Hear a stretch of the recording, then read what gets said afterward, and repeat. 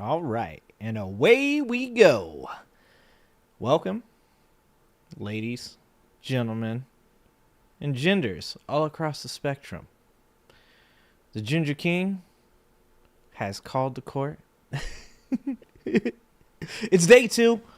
It's day two of being the king of my kingdom, and my cabinet has already been filled quicker than Donald Trump's. All right. We've got laws that are being put into effect. Our borders are secure. We have a lot to discuss today in the court of the Ginger King. First and foremost, of course, is the poll that we have going, because To Catch a Predator is going to be lit this year. We're gonna have a White House edition of To Catch a Predator. Oh, guys. What's happening, Anna? What's happening, He Hearts? In gender of the spectrum, like Raybos. I'm trying to figure out how to trigger Trump supporters like within seconds of starting my my live streams. I want to start off quick. Okay? You too, Anna, He Hurts, Sharon. We've got spitball ideas. How do we trigger them like immediately? And I think just by, like embracing the very culture that they hate so much. Like, I think that's the quickest way. But if you guys got a better one, like, we can go with that too. We can do that. Oh, we got to figure out a way. Yeah. The Chrono Trigger, dude. Chrono Trigger is one of my favorite games, dude. It was one of my favorite. One of these times, like I said, yesterday we were going to talk about books and stuff, and then like I spent like 2.5 hours just roasting Trump supporters. It's the content is just too easy. So sometimes I'm not gonna lie to you guys. Sometimes I lean into it because, like, being a content creator, you get the lights on, you get your mic turned on and stuff, and then you're just like sitting there and you're like, okay, what are we gonna do today? But roasting Trump supporters is free content. It's free content every time. What's happening, Woke Mike? What's happening, Natalie? Tell them to use the women's room. Oh, today we have a couple different things. Obviously, we're gonna talk about Matt Gaetz, but we also we're starting the study, guys. We're gonna start the study on Trump supporters, because I keep talking about that someone needs to do a study on Trump supporters, and then I was thinking about it today, and I was like, who better to do the study on Trump supporters than me? Because they come freely to me. Because as I said before, I think of myself as like a mercenary, because I don't really claim a political party. I have very progressive values. Those are my important values. And I have some very left-leaning ideals, but I don't join a party. So I think of myself as a bit of a mercenary. And I think, I like to sit up here, and it gives me like this freedom that I think when you're too far on the left, you don't have the freedom to say some of the things that I say. But I still want to be humane, guys. If I'm going to study the Trump supporters, I still feel like it's important to not go too far below the bar. And I thought to myself, who better to study the Trump supporters than me? I'm at this point, I'm a scholar. I mean, if we're using like Trump supporter mentality, I mean, I'm like an expert in this field. I have watched way more than 2 YouTube videos, guys. Okay? Like, let's be honest. If you've watched like 6 minutes of a YouTube video on a subject and you're a Trump supporter, you are an expert on that. And I've watched a lot of videos on Trump supporters. So at this point, I'm thinking I'm probably I think I'm a scholar. I think I could take that on. I think I could say I am the Trump supporter scholar. And I thought to myself today while I was working, because I have a real job, unlike most Trump supporters. And I was thinking to myself, I was like, how do you start to determine the different types of Trump supporters? As somebody in my Discord asked me, a Trump supporter in my Discord asked me, he said, so are all 72 million of us dumb to you? And I said to him, I broke it down to him. I said, 40 million of you are dumb. 20 million of you are politically illiterate, and then 12 million of you are in a cult. Now, those numbers, those are off the top of my head. Those are Trump numbers, okay? If we're going to really get into this and do this with the scientific method, then we need to create a firm foundation for our beliefs, for our thesis, okay? I'm using words I don't know the meaning to, but that's okay because Trump supporters don't either. So it's okay. So today, if I can just like keep myself from just roasting Trump supporters the entire stream, we're going to work on my new document called the Trump Spectrum. And we're going to start determining a couple things. I want to lay down a basis of the different types of Trump supporters there are. And then I want to formulate questions because I've came to a point where when I'm talking to Trump supporters or watching other people like Adam Mockler talk to Trump supporters, where I realize you can almost tell what type of Trump supporter you're dealing with just a few really specific questions. Like you ask them about January 6th, there are a certain number of answers you're going to get, right? You can pretty much start off by saying, do you think that January 6th was an insurrection?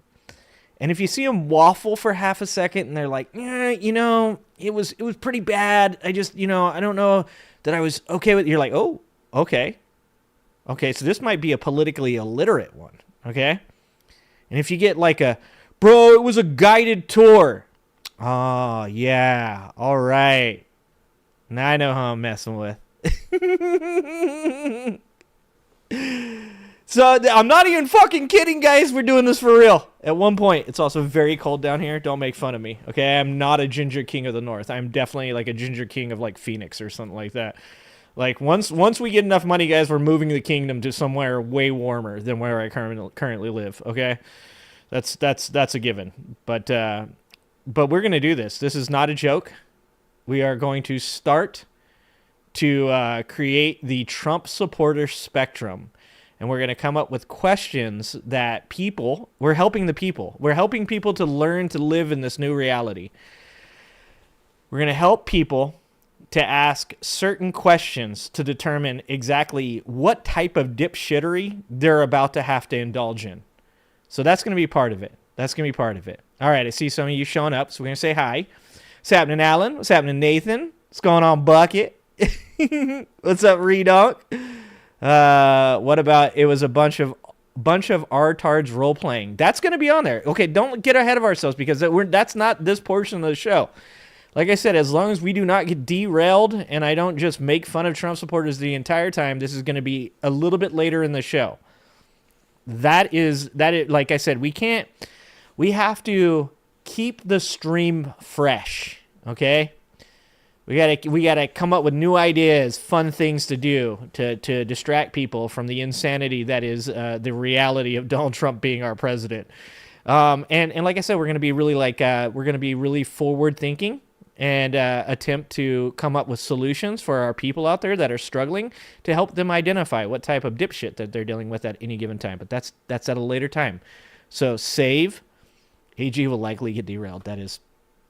And yeah, so you guys are already derailing me. Redonk. Okay. There's no hot air coming out of here. These are straight facts. I just stole that from Straight Facts. Okay. No, there is no hot air down here. I do breathe hot fire though. I do spit hot fire. Okay. Like Dylon. I know you have one purpose, to derail me. Alan, thanks for following me on Blue Sky. If you haven't followed me on Blue Sky, dude, I started this shit. I swear to God, I have started so many things I get zero credit for. I swear I was the first person to say that the left needs their own Joe Rogan. I mean, I literally took that from Redonk chastising me on election night. I have evidence, visual video evidence of me coming up with the idea that the left needs a Joe Rogan. And now everybody's saying it. And now I'm like, fucking stole my shit. Great, cool, sweet. I'm down here in the taint of YouTube, and big YouTubers are just stealing my shit. Okay? I'm a maggot magnet. Dylon, and Dylon. Thank you. God, I love you guys. Somebody make a cultist translator, so to Google. That was one of my ideas. I said we need AI that can just translate what Trump supporters say. What's happening, Spikin'? But if you haven't, If you haven't followed me on Blue Sky, follow me on Blue Sky, because now all of a sudden everybody's like, yo, Blue Sky's pretty dope. I fucking started it. I said this shit like the day after the election. The day after. I get no respect. The day after the election, I said, you guys need to stop supporting X. Get off that shit. Stop giving Elon Musk dollars. Stop giving him ad revenue.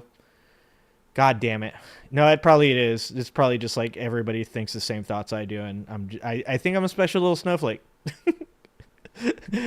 An easily melted special little snowflake that does not like being in the cold. It could also be, yeah, they could be stealing my shit from my IP. What's happening, AJ? There's a lot of things. There's a lot of, and like I said, okay, get ready for this one, guys. I want you guys to know you heard it here first. I said this. I said, I'm the conspiracy theorist now, okay? I have stolen the right's main playbook. I'm the conspiracy theorist now, okay? That's where I'm going with that, okay? It's like when you guys hear fucking the Humanist Report and Kyle Kalinske and random fucking 18 million follower people on X talking about that it's time for the left to steal the conspiracy grift, I want you guys to know. I said it first. I'm just going to start saying it now. From now on, every idea I have, I'm going to fucking bookmark that shit. Timestamp it. And I'm going to prove to you guys that these fuckers are stealing my ideas. That's my first conspiracy. That's the first one. I do lack pointing skills. Thank you, Spiken, for linking my profile. So if you're over there, go over there, hit me up on Blue Sky. I will post about as often as I have ever posted on social media, which is like my videos that get put out and like 2 memes, like a week. So I'm an old man. I don't know how to work the social medias, okay? I still refer to them as the social medias. Oh, man. All right. So I know you guys saw it. And look, we elected a circus, guys. When you elect a circus, you get the clowns, okay? And it just so happens this is a circus that is pretty much just clowns. Although there might be a lion, but I don't think there's a lion tamer, okay? I don't know, you guys, do you guys think there's a lion tamer? Because so far, all I've seen is clowns. We've got a lot of clowns. I mean, Donald Trump doesn't even really qualify as a P.T. Barnum. Like, he's 100% a clown. He's like the head clown. I don't think that there is anybody currently in the circus that isn't a clown. And today we did more clown shit. We have not even entered the election period. We have gotten all the circus one man can take. And Donald Trump isn't even in office yet. Today, Donald Trump announced that he would like Matt Gaetz to be his attorney general. You know, the dude who was being investigated for taking part in some human trafficking, allegedly. The dude who allegedly was being investigated by his own party. This is why McCarthy was ousted, okay? If you're in Bakersfield right now, okay? If you're in Kern County right now, all right? Don't get arrested, okay? Because Bakersfield and Kern County has the highest per capita death by police officer in the nation. You want to know why I know that? My nephew was one of them, all right? That's not even a fucking joke. He was one of them. You don't believe me? Go watch Ben Mycelis. Yeah, he has a whole thing on Kern County, okay? So I'm just saying right now, Kevin McCarthy probably not in a good mood, okay? So don't get arrested in Kern County right now. But I can tell you this. Kevin McCarthy was trying to have Trump Gaetz investigated over his alleged involvement, in which the guy that he was involved with did plead guilty to 6 felonies. 6 felonies. This isn't like Water Gaetz. Oh, dude. Oh, that's good. Ultimate Reductionist.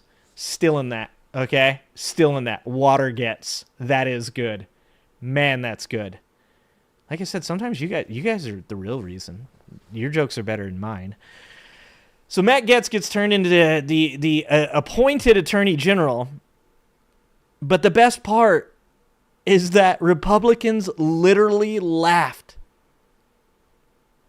when he attempted to appoint Matt Gaetz, when he put him forward. And if you guys don't know this right now, just so you guys know, they had a Mitch McConnell, Turtle Man, the villain that he is, decided to have a little secret meeting, okay, to elect the next head of the Senate. As Turtle Man, his time is done.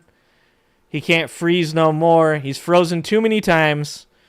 He's exceeded his amount of times that he can freeze on screen, okay? He's glitched out and will no longer be able to be the head of the Senate anymore.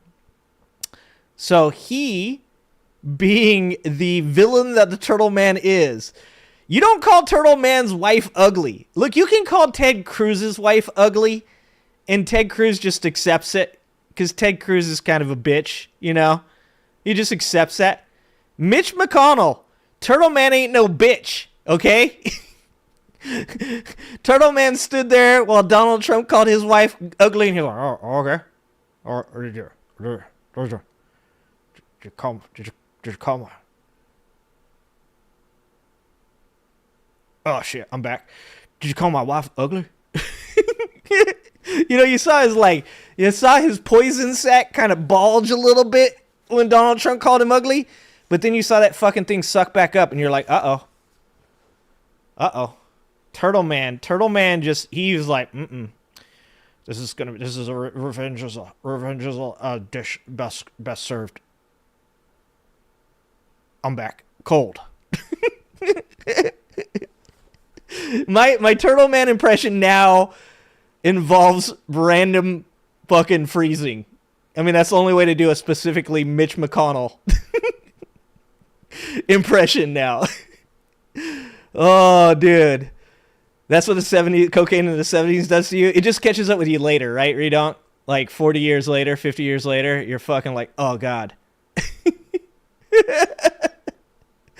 Oh, man. Anyways, Turtle Man called the Senate to have a secret meeting where Donald Trump supporters wanted Cornyn, or perhaps their favorite dude of all time, the commander in cuck, Rick Scott. They were hoping Rick Scott was going to get up in that biatch and really just stroke the little orange mushroom to climax in this administration. And Turtle Man threw a wrench in that, and he got John Thune elected. John Thune, who did decry January 6th as an insurrection, did decry Donald Trump attempting to overturn the election. Now this is like Mike Pence. This is a lot like when Mike Pence decided to certify the election. This doesn't make the dude a good person. This isn't like we're saved. John Thune's in charge now. No, it's just better than Rick Scott, okay? That's where we're at. Mitch McConnell passed off the Be a Thorn in Donald Trump's side trophy to John Thune. And now it's John Thune's turn. And Thune has, spent the last couple months going to Mar-a-Lago, because that's where everybody goes. They get taken in a back room. They get waterboarded. Probably get a carrot in their ass. And then they take pictures of it so that way they have some, something to hold over them. So he's not exactly going to be a progressive candidate. He's not exactly going to be, leaning left or middle. But it's better than Rick Scott. It's better than Rick Scott. What's happening, James? Oh, what's happening, Tony? What's happening, Benny? What's happening, Rob? So John Thune now has worked his way in there. That's going to upset Donald Trump, because Donald Trump right now is really hoping that the Senate will take, I believe they have to take a break of 10 or more days. If they take a break of 10 or more days, Donald Trump can use the absence of the Senate to push through confirmations. And that's an old rule that at this point should be rectified. Don't get excited, Trump supporters. As I said, rectified, not rectum. Okay, calm down. You're like half-mast right now. Chill out.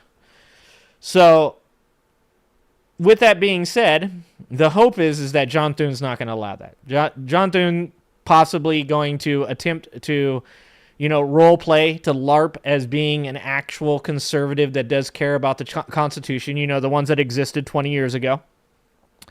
And the hope is that he doesn't call a vacation of more than 10 days for the Senate, so Donald Trump can't push through these confirmations. But with that being said, you're my Huckabee. Yep, 1963 rule. Tony, it's fucking insane.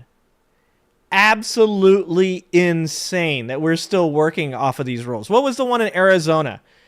Wasn't it like a pre-Civil War abolition of women's rights? Like, wasn't that like that what they're trying to do to keep women from accessing healthcare?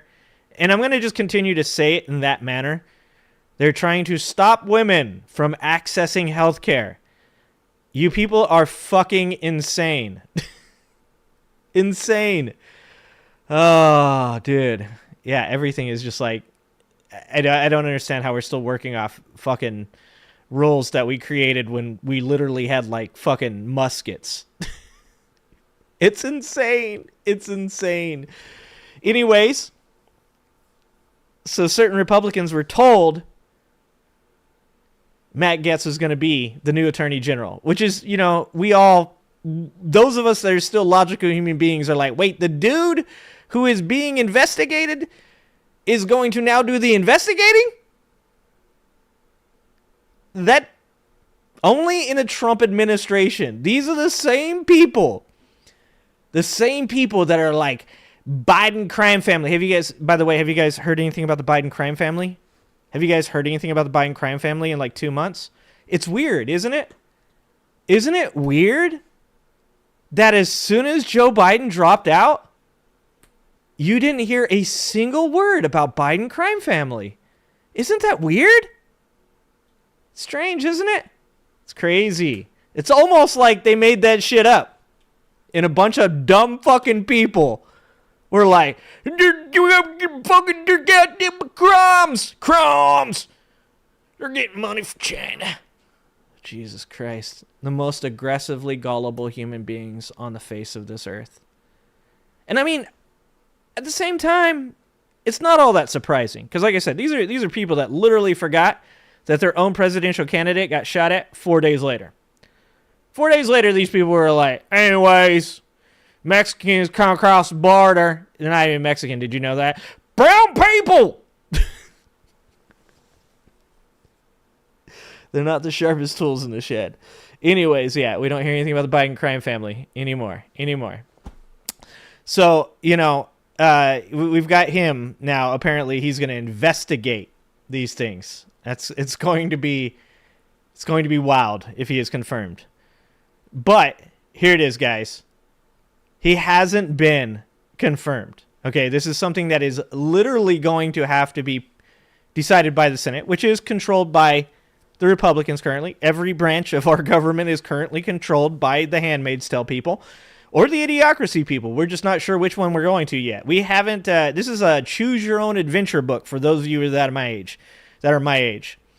We have entered the choose your own adventure part of this timeline. And if you're anything like I was when I was a kid, when I played Choose Your Own Adventures, I cheated. Okay? Like, I'd fucking bookmark that shit and then just, leaf through to see how bad my ending was and then go back. We ain't gonna get to do that this time.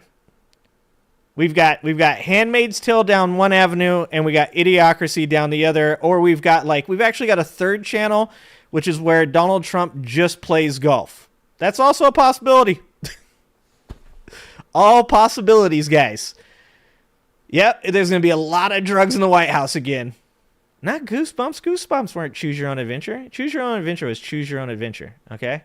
Don't fucking confuse my childhood with Goosebumps, dude. That's different, okay? Look, there's still a chance that he's not going to be confirmed because we all remember the last 4 years. We all remember how chaotic and crazy the very house that these people came from, the Matt Gaetzes of the world came from. This isn't like we didn't just come out of a 4 years of the Republican Party fucking walking hand in hand and singing Kumbaya. Okay? The only hope for conservatives at this point to have a House or Senate that is half-assed on the same page is if they all start doing fucking ayahuasca ceremonies together. And I'm going to tell you this, guys, right now, that's not out of the question, because with Joe Rogan now involved in the Republican Party, there is a potential for Matt Gaetz doing DMT. There is a chance that people in the Republican Party, quote me on this, I said it first, are going to start saying weird shit like we should legalize mushrooms. Turtle Man's going to be turning over in his grave. He ain't going to be dead yet. We can't legalize. Can't legalize mushrooms. Lindsey Graham's going to be over there high as fuck. Just on like fucking all the DMT. Judge Kavanaugh, it is a travesty what they are doing to your family. Like, sir, that is not Justice Kavanaugh. Oh my God. Yeah, they're gonna buy all the toilet paper. That's you guys better go buy toilet paper now, because you know how these people work.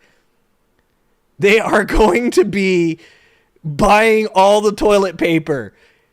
Every time there's like a half-ass State of the Union address where Donald Trump comes out with hyperbolic shit that he always says, it's going to be really bad. It's World War VII.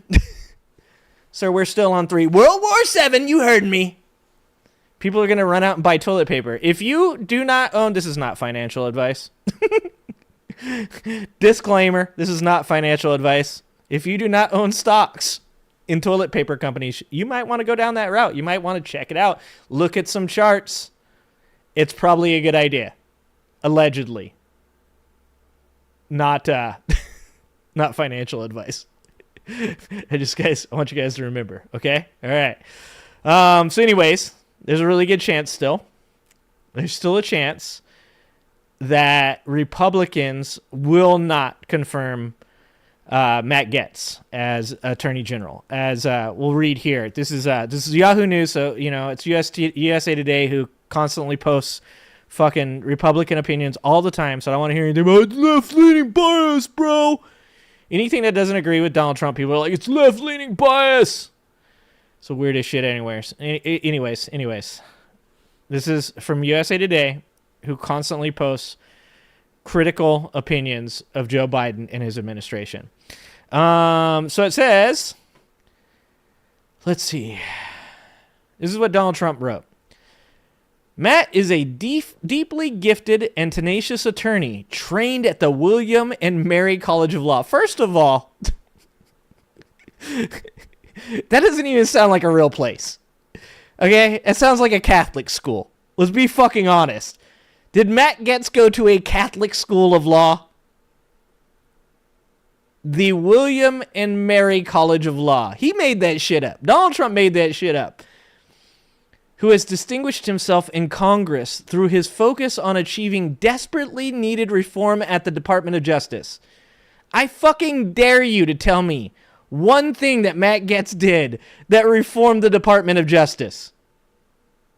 Tell me anything that Matt Gaetz did. This is what Trump said in his Truth Social post.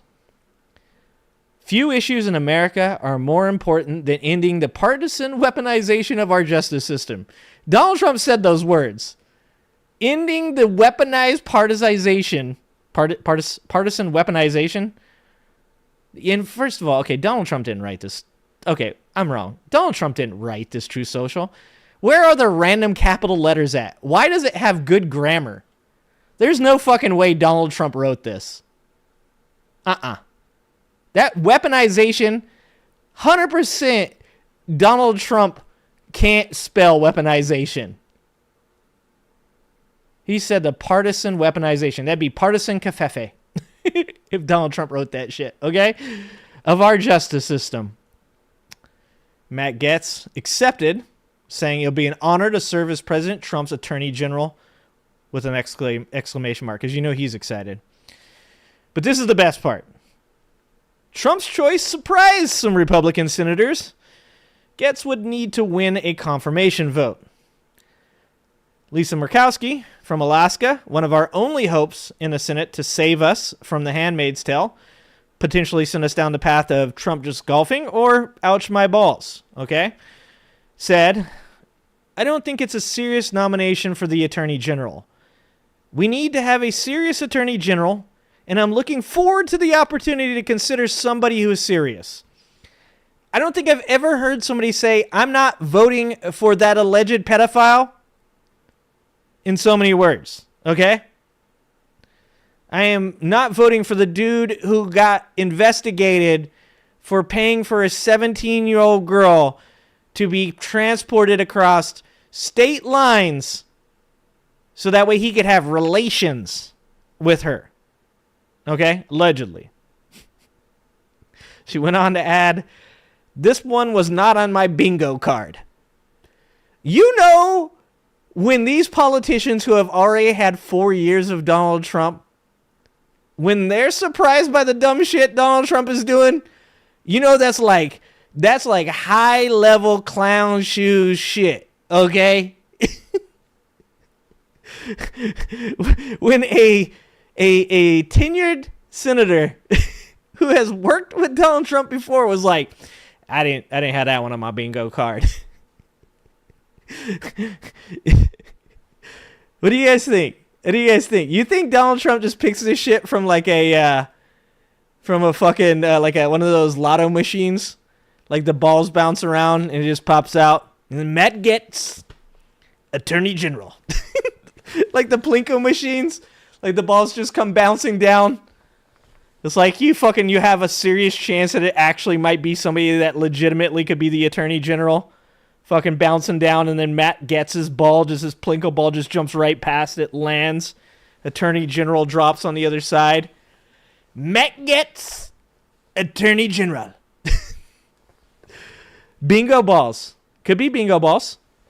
You think his kids are telling him to pick. Dude, Barron helped him get on Aiden Ross's show and Joe Rogan's show, and Donald Trump was like, this guy's really tall and really smart. Barron's gonna be in charge. What's the chance that Donald Trump tries to pass the presidency to Barron? What's the chance at the end Donald Trump's like, my 4 years are over. I concede my presidency to Barron. He is now king. There's a chance. There's a chance. There's a chance. Oh, man. Fuck. Okay, anyways. We go on. It says,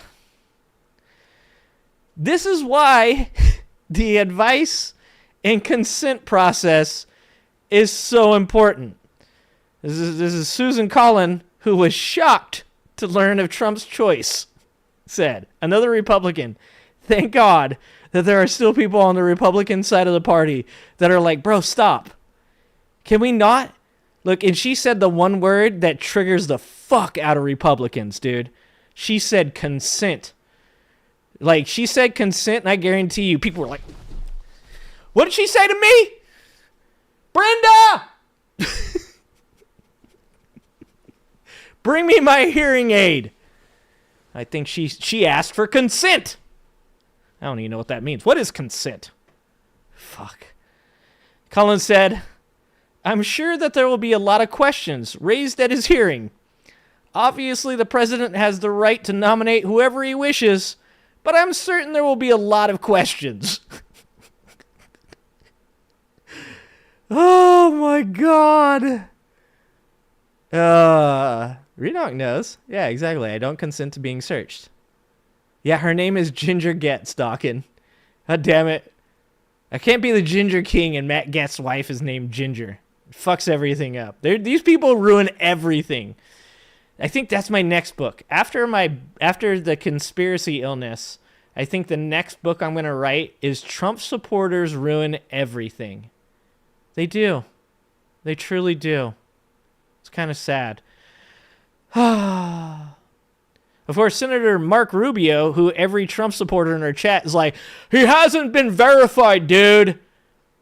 Hasn't been verified, bro. And Trump supporters, they got one thing right in their entire fucking life, and like a broken clock, they're right twice.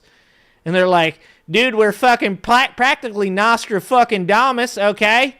All right? You think he's going to put Mark Rubio up there, brother? All right? You know you're wrong, right? It's not putting Mark Rubio. What did you say? He's verified? Oh. Well, I knew that the whole time. Mark Rubio's actually not a bad dude for a Mexican. I do have eminent domain over Matt Gaetz's wife. I'm going to send her a cease and desist. Oh, I'm going to send her a cease and desist from using her name. Can I copyright Ginger? Can I patent it? Is that a possibility? Kim Kardashian tried to patent all kinds of shit. I'm pretty sure I can try. Okay, who's my lawyer? Did I get a lawyer? Did somebody agree to be my lawyer in the Ginger Kingdom? If one of you guys if you have as much experience at, hold on, where was it? Okay. Have any of you been trained? I like that he says trained too. God, I love it. Have any of you been trained at the William and Mary College of Law? I'm going to need somebody that's been trained at the William and Mary College of Law to send Ginger Gaetz a cease and desist. And potentially, okay, Anno, didn't we already give you another? It's fine. You're a paladin, right? Paladin also could be a lawyer. I think that those two things go the right way, because if we need inquisitions, if we need to have an inquisition, that seems like those two jobs actually meld really well. Paladin, lawyer, inquisition. Paralegal. Okay, good job, Anno. Okay. Redonk also, you can be consulting. You can be consulting, okay? What was the Hulk Hogan nomination? Did he nominate Hulk Hogan for something? Hold on. Are you fucking with me? Are you messing with me right now? No. Don't say things like that. Hulk Hogan, the man who said blizzy pizzies?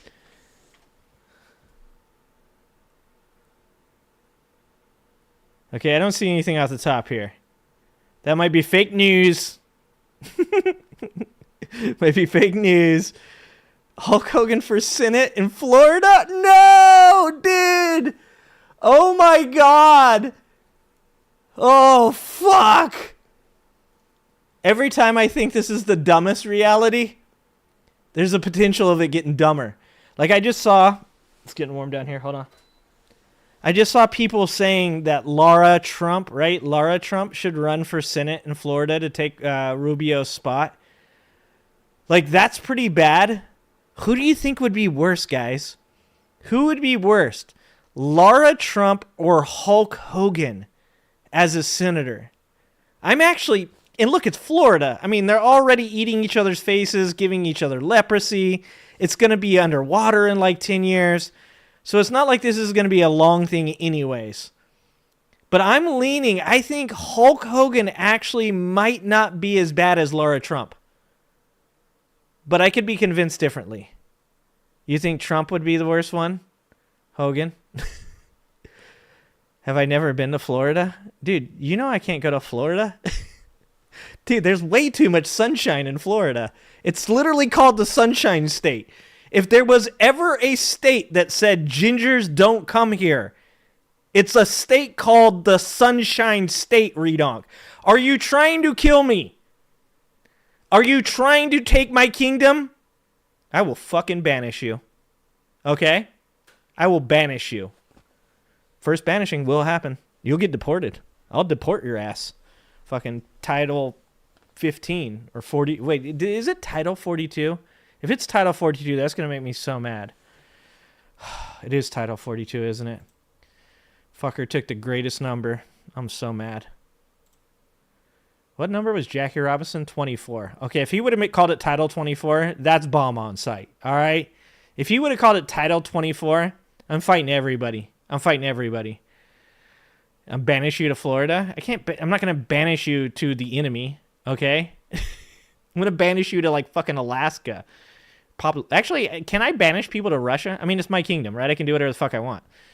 Just change the number. Okay, we can do that. Because everybody knows the answer is always 42. Okay? It fucking pisses me off now. Oh, God. I am, from this point on, any person in my chat that pisses me off will be banished to some weird place in Russia. And I know there's lots of weird places in Russia, so I don't have to say somewhere specific. It's going to be like picked out of a lottery system which weird fucking place you go to, okay? So don't start with me, Redonk. Fucking send you to fucking Yuga-Glugastan, okay? Yuga-Glugastan. Yeah, that place. Okay. Let's read a little bit more here. About our next Attorney General. It says, Gaetz lack of prosecution experience. Unusual for Attorney General. You don't say. You don't say. Donald Trump would put somebody that lacks experience in a role of leadership?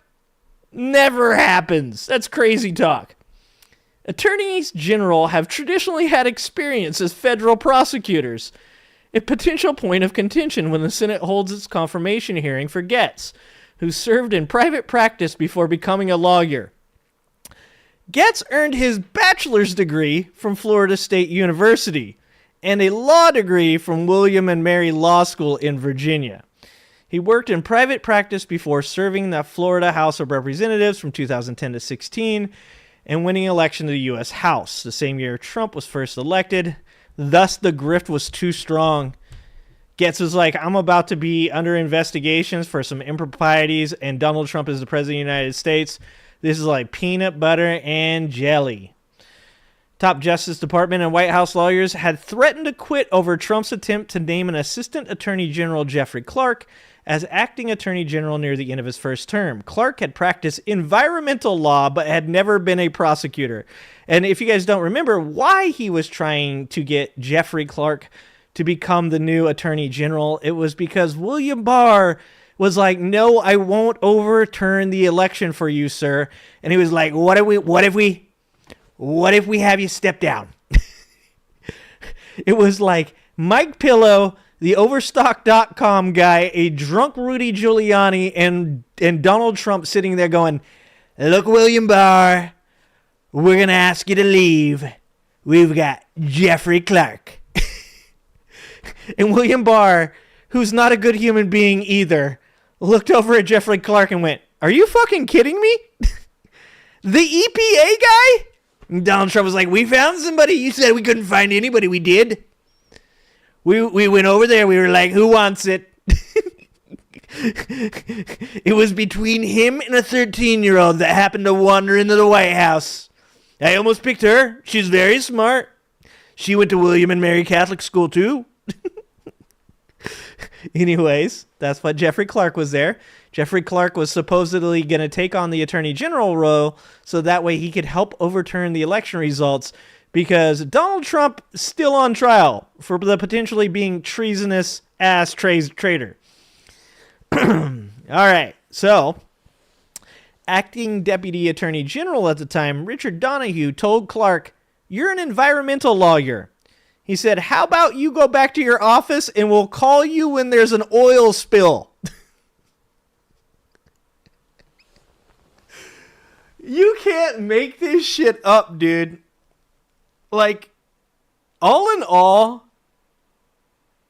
I know some of my lefty friends are like, you got to stop making so many jokes. This is bad. This is what I do. This is why I call myself a mercenary, because I don't really fit in completely on the left. I don't obviously fit in on the right at all. And I don't fit in with the fucking, oh no, bro, I can't pick anybody. They're all corrupt. I don't fit in with anybody. I'm going to make jokes because when it comes time to do something, I'm going to do that shit. All right? But until then, I'm going to laugh at these motherfuckers. And if one of them wants to potentially provoke me, then we'll handle it. But until then, we're going to make fun of these fucking people. Oh, anyways, if you guys want a little bit of a refresher on what was going on with Matt Gaetz, Gaetz was investigated by the Justice Department as part of a sex trafficking case, but the department decided against charging the lawmaker. We have just spoken with the Department of Justice and have been informed that they have concluded their investigation into Congressman Matt Gaetz and allegations related to sex trafficking and obstruction of justice, and they have determined not to bring any charges against him. Mind you, this was his own party that was investigating him, and one of the reasons Gaetz had McCarthy removed was because McCarthy was attempting to get it reopened because McCarthy hates Gaetz so much that he was attempting to get the investigation reopened as he believed there was enough evidence to prosecute Matt Gaetz. Former Seminole County tax collector, Jesus, I can't talk today. Former Seminole County tax collector Jeff Greenberg pleaded guilty to 6 of 33 federal charges against him. Trafficking of a minor, creating a fake ID, identity theft, stalking, wire fraud, and conspiracy to bribe a public official. Gaetz was investigated over whether he had sex with the same 17-year-old girl Greenberg admitted to trafficking. It's like, it's always projection with these people. It's always projection. They're like, the drag queens are reading books to our children. They're trying to transgender them by having surgeries. There's just children everywhere nowadays. Your kids go to school. They go to school, and when they come home, they went to school a boy, and they come home, they're a girl. It's crazy. They got cat litter boxes. Dude, I'm not making up any of these things. That's the fucking best part about this. I have so much material, and it's all just real stuff. It's just all shit these people believe. It's not even hard anymore. That's what she said. Anyways. Yeah, laughing at, not with. Exactly. I'm producing the Fraternal Order of Smack Talkers. That's what I'm talking about. We need it. We need to. He should be part of that Diddy case, Redonk. This is what I'm saying. I'm trying to carve out a niche, okay? I'm trying to carve out a lane for all of my disenfranchised people. Because I feel like my Bernie supporters that lost their goddamn minds and went over to MAGA, like, you know, I feel like there should have been a place for them to come. Okay? And so, if you guys, I want to create a space for my people that feel disenfranchised. Maybe they felt like they had to walk a little too much on eggshells on the left. Maybe they felt like the right was a crazy-ass cult that wanted them to drink Kool-Aid and hop in the back of a comet. You know? Like, in my opinion, the two sides are not alike. But I'd like you guys to come over here. You can hang out with me. I won't ask you your party affiliation. None of that business. You just got to be willing to listen to me make bad jokes. That's the only thing. Drag queens always proselytizing cis to cut ties with all the lies that they've been living in. Dude, that is... I know you are. That is poetry, my friend. Yeah, I'm not a fan of Florida. Coming from California, too, it's like we've got big beef. We got big beef over here. So anyways, that's the Matt Gaetz thing. You know, my hope is that Senate Republicans will recognize that the last thing you really want is Matt Gaetz being the Attorney General. Look, jokes all aside, guys. Having a sober moment for a second. Matt Gaetz shouldn't be the Attorney General, okay? The fucking Fox News guy, I don't care what his military experience is, shouldn't be the Secretary of Defense, okay? Can we stop? Like, there's Stephen Miller is allegedly actually a white nationalist. It does seem potentially right in Trump's administration to have Stephen Miller be the person helping to get people deported because he's a racist, allegedly. But, you know, if we're just talking about people that fit the job, sure. But probably the least crazy thing Donald Trump has done so far has been to put Tulsi Gabbard in the national security thing. Like, you know what I love? I love all the RFK people that were so hard up for RFK being in the CIA. Oh my God. And you think they remember that? You think any of these dipshits remember telling us that RFK is going to be in the CIA and he's going to release all the files on his family? You guys remember that? Because they don't. Trump supporters, MAGA cultists have short-term memory loss and long-term memory loss. They just have memory loss. They have CTE probably. Let's go there. They have CTE. But do you guys remember when they're like, he's going to make, y'all don't even understand Donald Trump, he's going to do big things. When he gets in office, you know what he's going to do? You know what he's going to do? All right, he can put RFK in charge of CIA. That's right. That's right. When he does, he's going to release the RFK file. We're going to find out who the grass no guy was. That's right.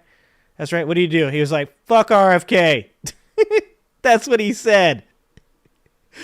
Oh, you know the best part about all this is that Trump supporters, and I want to share this with you guys. The reason that Trump supporters come in here and they try to fuck with y'all is because what they want to see is they want to see y'all cry. They know that it's dumb to think. Well, no, they don't. They don't know. They don't think, okay? They intuitively know that coming in here and being like, oh, Trump won. Really, it's nothing. Unless they make you cry. That's like the whole thing. Is all they want to do is they want you to feel bad. They don't care that they voted against women's access to health care.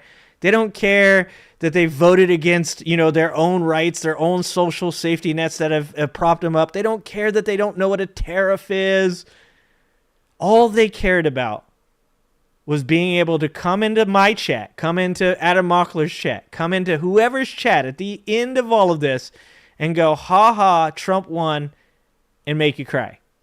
So as long as you don't cry, they don't win. You know what I'm saying? And the best part about this is watching them come in here and you ain't crying, they ain't winning, and then all this shit that they hoped would happen is just being fucking buried under 6 feet of Donald Trump's bullshit. He's just like RFK Jr. in the CIA, just fucking, nope, don't think so. It's amazing to watch. You come for the circus, you have a couple laughs. Oh, God. And they cried the whole 4 years, too. I can't get high enough for this shit. Sorry, Benny. Oh, man. All right. Let's take a look at some videos. Had a good one. Gotta make sure my crown is properly tilted because in this kingdom, we tilt our crown. Okay? All right. Mental illness will be on the spectrum. We know that, Benny. That's going to probably the highest percentage is going to be mental illness. We know that. So anyways, talking about RFK Jr., I saw this little funny. This is something I was saying the other day. I've been in the health food industry for 20 years. 20 years. Donald Trump would never, ever enter the places that I have managed. Never. Donald Trump is not a health food person. RFK Jr. trying to match up with Donald Trump is one of the funniest things I've ever seen in my life. It's like fucking water and oil. The only glue that is keeping these two together is Donald Trump's ego and RFK Jr.'s want to be loved. Like their daddy issues bond them. That's the only thing bonding these two. That's it. Because other than that, these two are fucking water and oil. And Adam here has a video called "Watch RFK Blast Trump for His Fast Food Diet." And here's the other thing.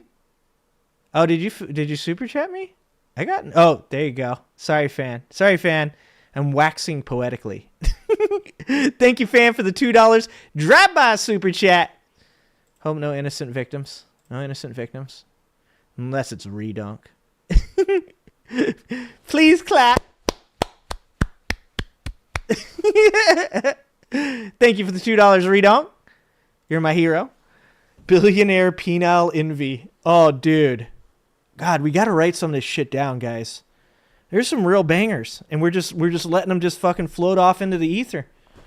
Someone's got it. We need a court recorder. How do we not have a court recorder? It's been 2 days in this kingdom, and we don't even a goddamn court recorder yet.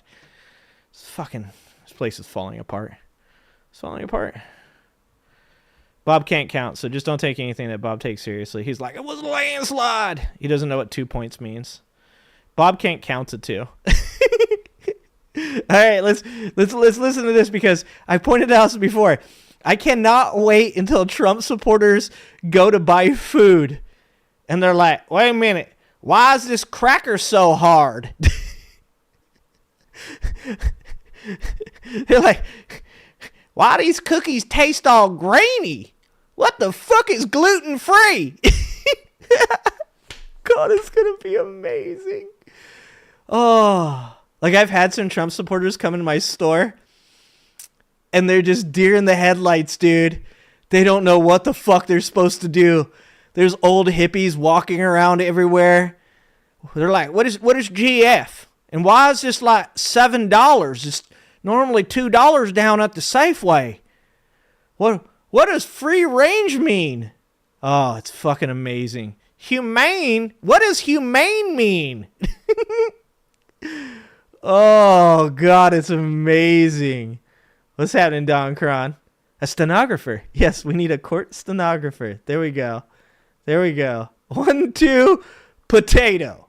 RFK Jr., who gets the boot first? I want you guys to let me know in the comment section right now. That's a solid question. Who gets the first boot? This is like fucking watching a Donald Trump presidency is like watching if To Catch a Predator mind melded with Survivor. like if you had a think tank where they're like, what 2 shows can we combine? And Chris Hansen's like, To Catch a Predator. And the dude who runs Survivor, because I don't watch Survivor, goes, Survivor. And they're like, fucking holy shit. $1 million idea. I mean, my question is, who's the first guest on Chris Hansen? And that's an easy one. We all know it's going to be Matt Gaetz, okay? When Matt Gaetz comes sitting down and we're all like, isn't that Matt Gaetz? And Chris Hansen's like, are you slob on this knob 65? And Matt Gaetz is like, nah. It's Kevin McCarthy. That's an easy one. But who gets exiled first from the Trump circus? That's a good question. Who do you guys think it's going to be? Whether you think Elon or RFK Jr. gets kicked out of the Trump cabinet first due to incompetence Benny, you can opt out or of the due stenographer to if you ego like. or trying to overstay their Spikins welcome or overstep Excellent. their boundaries, one of them is bound to crash and burn. Most Jack likely Frost. both. Okay. But which one is it Have a first? seat. It could be RFK Jr. because today he trashed Trump's fast food diet, saying it's just poison. Trump is consuming poison. Or it could be Elon Musk because... Yeah, Elon's another one because, dude, Elon Musk, his whole attitude is like, you go to work and you work all the time. Like, for all the shit that, like, I can make fun of Elon Musk for, the one thing I'll say is the dude, like, slept in Tesla's factories. The dude's fucking, he's a workaholic. Like, you combined a guy that just golfs all the fucking time with a guy that fucking works all the time. And you can combine a guy that loves McDonald's so much, he fed it to the fucking national champions, like had it all brought and gave everybody fucking like salmonella because it just allegedly sat on the table for God knows how long. Okay, how long does it take for you to put out like 87 Big Macs? Okay, I'm guaranteeing you whoever ate the first Big Mac that got set out on that table before that photo opportunity got food poisoning. All right? And the fucking health food guy. It's fucking amazing. Which one gets boot? Bucket's going for Musk. He did opt out of the administration. I think he was the first person that opted out the first time. Because you know that Elon Musk was on his board the first time, and he left because nobody would listen to him. Oh my God. You know he's weird as fuck. Musk is already not welcome at Mar-a-Lago. He's the new Kerry Lake. Kerry Lake, here's the, okay, I'm going to scare you guys, so prepare yourselves. Musk is he's a proliferator, okay? He is a proliferator of the human race. We all know this. There's 2 things we know about Elon Musk. He likes to sleep in his factories, and he'll have sex with anything that moves that's willing to produce a child for him. What if Elon Musk has a child with Carrie Lake? Or what if Elon Musk has a child with Laura Loomer? You want to talk about watering down the gene pool? That's literally watering down the gene pool. Donald Trump did joke around today in a closed-door. Thanks for the $5, fan. A Trump presidency is like watching a Celebrity Apprentice rerun where all the contestants are the rejects from America's Got Talent. You remember how when American Idol first became a thing and all of us didn't watch like actually American Idol? We only watched the she bangs guy, right? Like that's the show. That's the show. Even sex has worked to him. You think Elon Musk fucks like Napoleon? I don't want to tell you guys. Well, I can tell you guys why I know about this. Hold on. This one right here. This is why I know about this. So this just so you guys don't think I'm a weirdo. Napoleon was accused of having sex in a workman-like manner. I'm going to guess Elon Musk is much like that. Or meeting by saying he can't get rid of Elon Musk amid Elon's growing influence. You know, let's start here, then we'll talk about RFK Jr.'s fast food comment. Make sure you drop a like and subscribe. This reads, President-elect Donald Trump addressing House Republican leaders at a Washington hotel on Wednesday in a closed-door meeting with Elon Musk quipped that he can't get rid of Elon Musk, perhaps his most influential advisor during the presidential campaign. Quote, Elon won't go home. I can't get rid of him, at least until I don't like him, Trump joked, acknowledging Musk's growing presence in his inner circle, but it's not really a joke. Now, Elon Musk has been at Mar-a-Lago. He said, he won't go home. I can't get rid of him, at least until I don't like him. This is the best part, is that like Trump supporters, they don't take anything Trump says seriously. They're all jokes. But those of us that have been watching Trump for a really long time now know that the majority of the time that he's like making like supposed jokes, he means that shit. Like, dude, Elon Musk is about to get evicted, bro. Every single day since Trump won the election. He's making decisions on who enters Trump's cabinet, who doesn't. He's even on the phone with world leaders while Trump talks to world leaders. So Elon Musk bought his way into this massive amount of influence through buying Twitter and then leveraging that to get Trump elected. He spent $100 million on Trump's campaign and knocked on doors himself because he knows that he has a lot of power to gain, but Trump might be getting tired of him. This reads, the Tesla CEO. So here's my question, though. In my opinion, because of how quickly Donald Trump changed his opinion on Elon Musk, Elon had to have offered him something. And I don't think it's as like simple as he was gonna help out the campaign, right? Like Trump's not. You got to be willing to give enough to Trump to make it worth his time whenever you're like not like a person that he likes.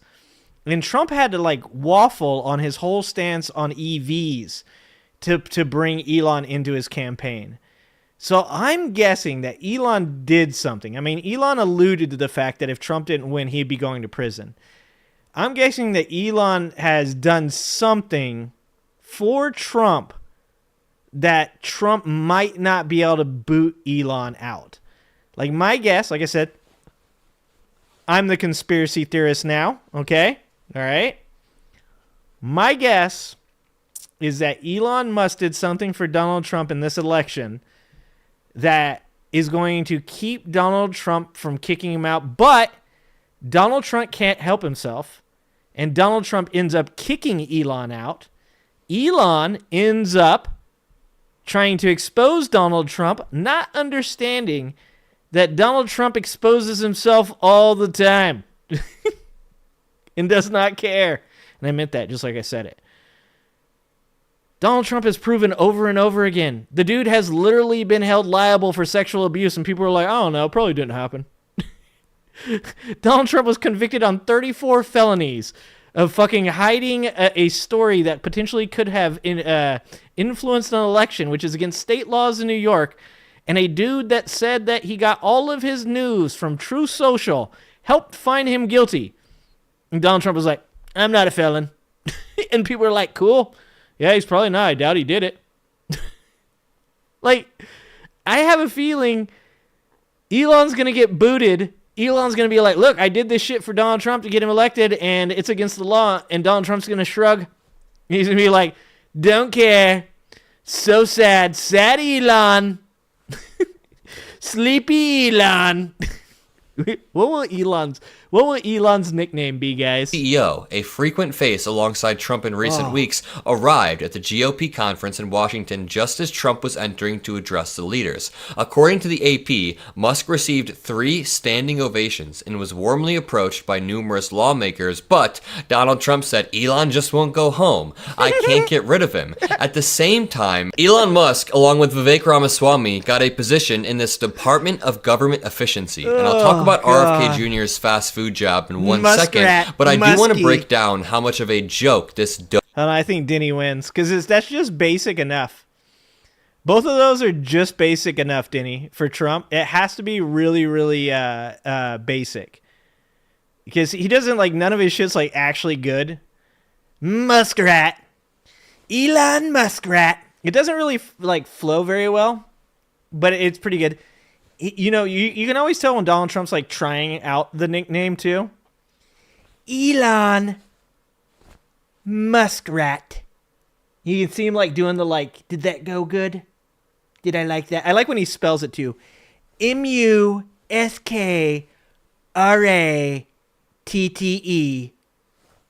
Muskrat. Read on. That's a Trump. That's the I expect to hear a fucking Trump supporter say something like that. Trump gave Mouse a cookie. Trump gave a mouse a cookie. Trump called him Leon. Oh no, Leon Muskrat, Elonia, Leon Elonia Muskrat. Department is. So Trump posted yesterday, I am pleased to announce that the great Elon Musk worked. I like what Elizabeth Warren said about the Department of Government Efficiency. Elizabeth Warren said, it's a Department of Efficiency that is ran by 2 people when you probably only need 1. She's all, it's off to an amazing start. Oh, fuck. I need to go load the guns. Working with the American patriot Vivek Ramaswamy will be leading the Doge. And Trump doesn't even know what this is. He got tricked into creating an actual meme department. Doge, of course, is named after Dogecoin, the cryptocurrency, the shitcoin that's worth like 30 cents. I mean, yes, you can make money off of it, but it's not a real currency. It's not a real currency. That's the other thing. Here's my other prediction. Not financial advice. Not financial advice. My other prediction is this. Donald Trump doesn't care about the Bitcoin, okay? Doesn't matter what he told you on staying at the Bitcoin, okay? He doesn't care about it. Donald Trump is old. Old white men like money and gold. That's it. The Bitcoin isn't at all in any way something that he gives a shit about. And Bitcoin is at what, like 90K right now? Oh, dude. The crash on that bitch is going to be insane. It's going to be insane. When Donald Trump finally comes out and he's like, I know Elon, he's a big fan of the Bitcoin, but I like the green money. I like to put it on my face. I like to feel its texture. I like to rub it on me and rub it like Uncle Scrooge. I like to dive into it. There's no way that he's going for it. Yeah, it's 90K plus right now. Yeah, it's 90K plus.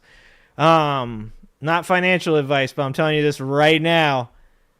I 100% don't believe Donald Trump gives a fuck about Bitcoin, dude. He calls it the Bitcoin. Old people that don't understand stuff call it the Facebook, the internet, the Bitcoin. Any old person that refers to something as the and then the topic doesn't care or know anything about the thing they're talking about. The iPhone. currency. Now, Trump got tricked into doing this, and somebody responded to this in a way that really helped summarize my thoughts. So last night, when this department got announced, I was actually really worried. I was like, wow, they are going to slash our government. But the more I thought about it, I honestly think it's equivalent to just busy work, giving Elon Musk and Vivek Ramaswamy some sham department so they think they're in. Okay, you guys are going to hate me for this one, but I'm thinking about it, so I got to say it. What if we had like GoPros on the employees, not on Elon and Vivek, because Elon and Vivek would 100% be the show. Like we should have not GoPros, body cams, like the sheriffs have to wear. All the employees, Joe Biden, please, Joe Biden, hear me. $1 million idea, Joe Biden. Body cameras on all of Vivek's and Elon's employees. If we could have like a fucking 24/7 live feed on YouTube of employees in the Department of Government Efficiency just watching fucking Elon Musk and Vivek just like do the dumbest shit possible, this might be worth it.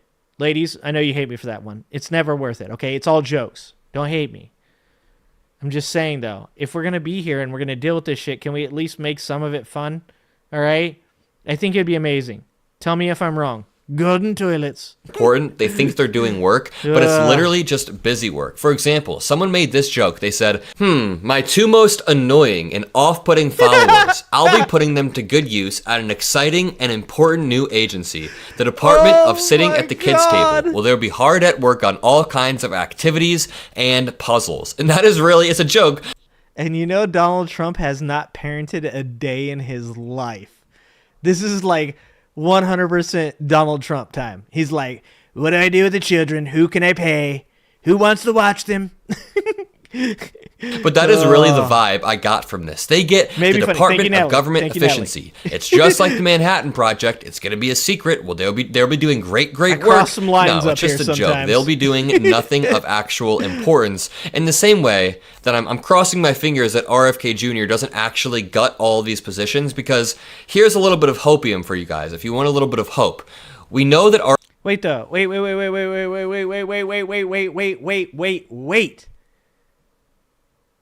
That doesn't make any sense. Why would RFK Jr. got anything to do with the FDA?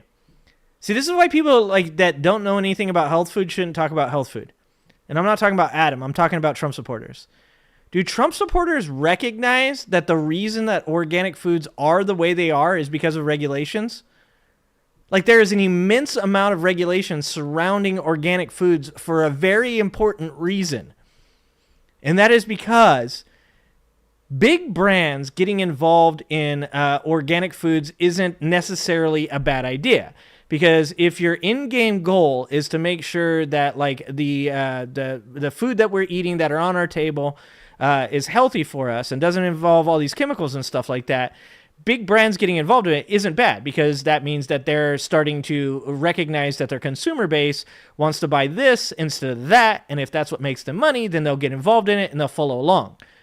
But if big brands get involved in organic foods, but then RFK chooses to gut regulations surrounding it, then you're going to end up with what's happening in the supplement industry. For those of you that don't understand supplements are not regulated by the FDA. They have very few laws that surround the supplement industry. Things like when they make a claim, they have to be able to prove it through studies. If they want to introduce a new ingredient into a product that has never been in any supplement before, they have to show that it's not. It can't hurt anybody. But for the most part, the FDA doesn't really go into any of these facilities and do any type of regulatory actions, right? Like they don't go in and make sure supplements, like, first of all, this is not health advice. A lot of disclaimers today. Apricot kernels, they don't go in and go, oh, like this does not cure cancer. It's just they can't put on the bottle apricot kernels cure cancer, because if they do, they then have to have studies that back that up. But they can put out all kinds of media, like literature that says things like, this guy took some apricot kernels and his cancer went away. It's weird, right? And that's the way that the supplement industry works. A set of laws called the Deshay laws were enacted in the 80s, I think 80s or 90s, to separate the FDA from the supplement industry, because the supplement industry did not like that the FDA was regulating them, because a lot of the supplement industry is kind of bullshit. There's things that seem to do a pretty good job, and then there's things that seem like they're complete fucking snake oil. The last thing that you would want to do is gut the FDA that makes sure that companies like Nabisco aren't calling a product organic and then spraying it with Roundup. Like, that is literally what keeps people from having to eat these chemicals. That doesn't make any sense at all.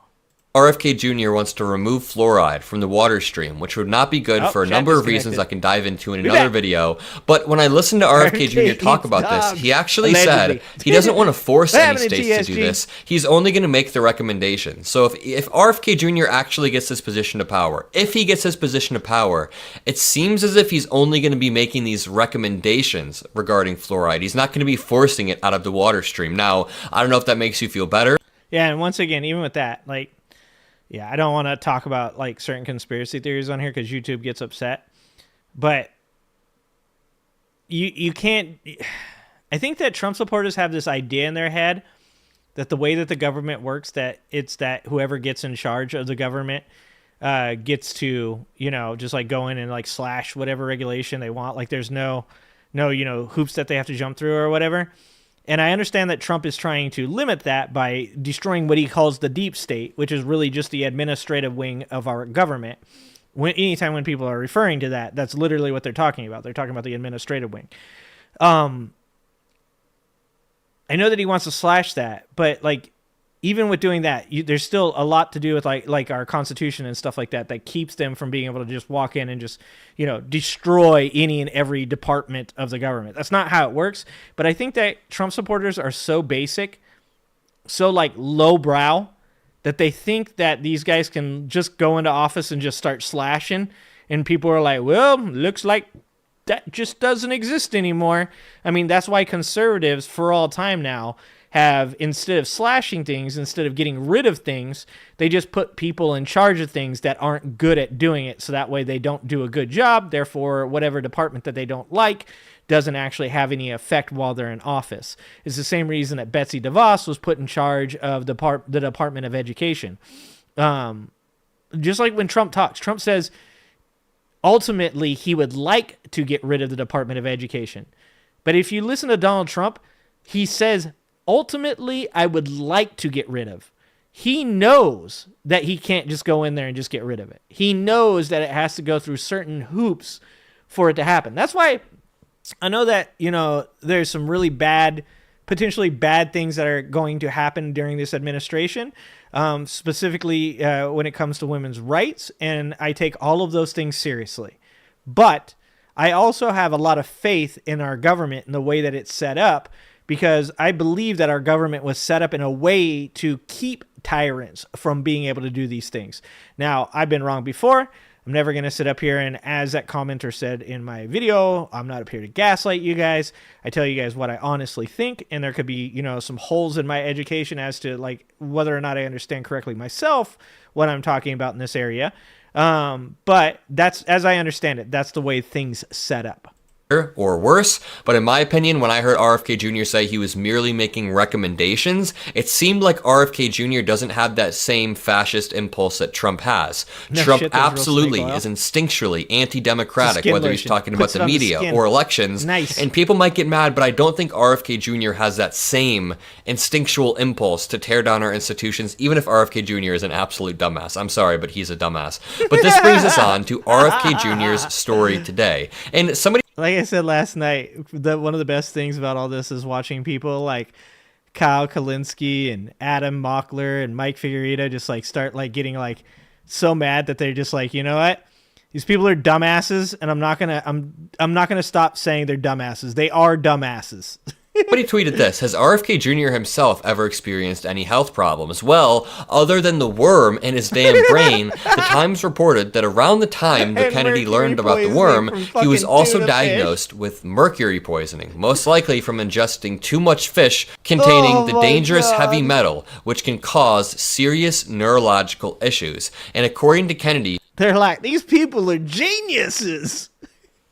Got a dead worm in your brain? Have you experienced mercury poisoning?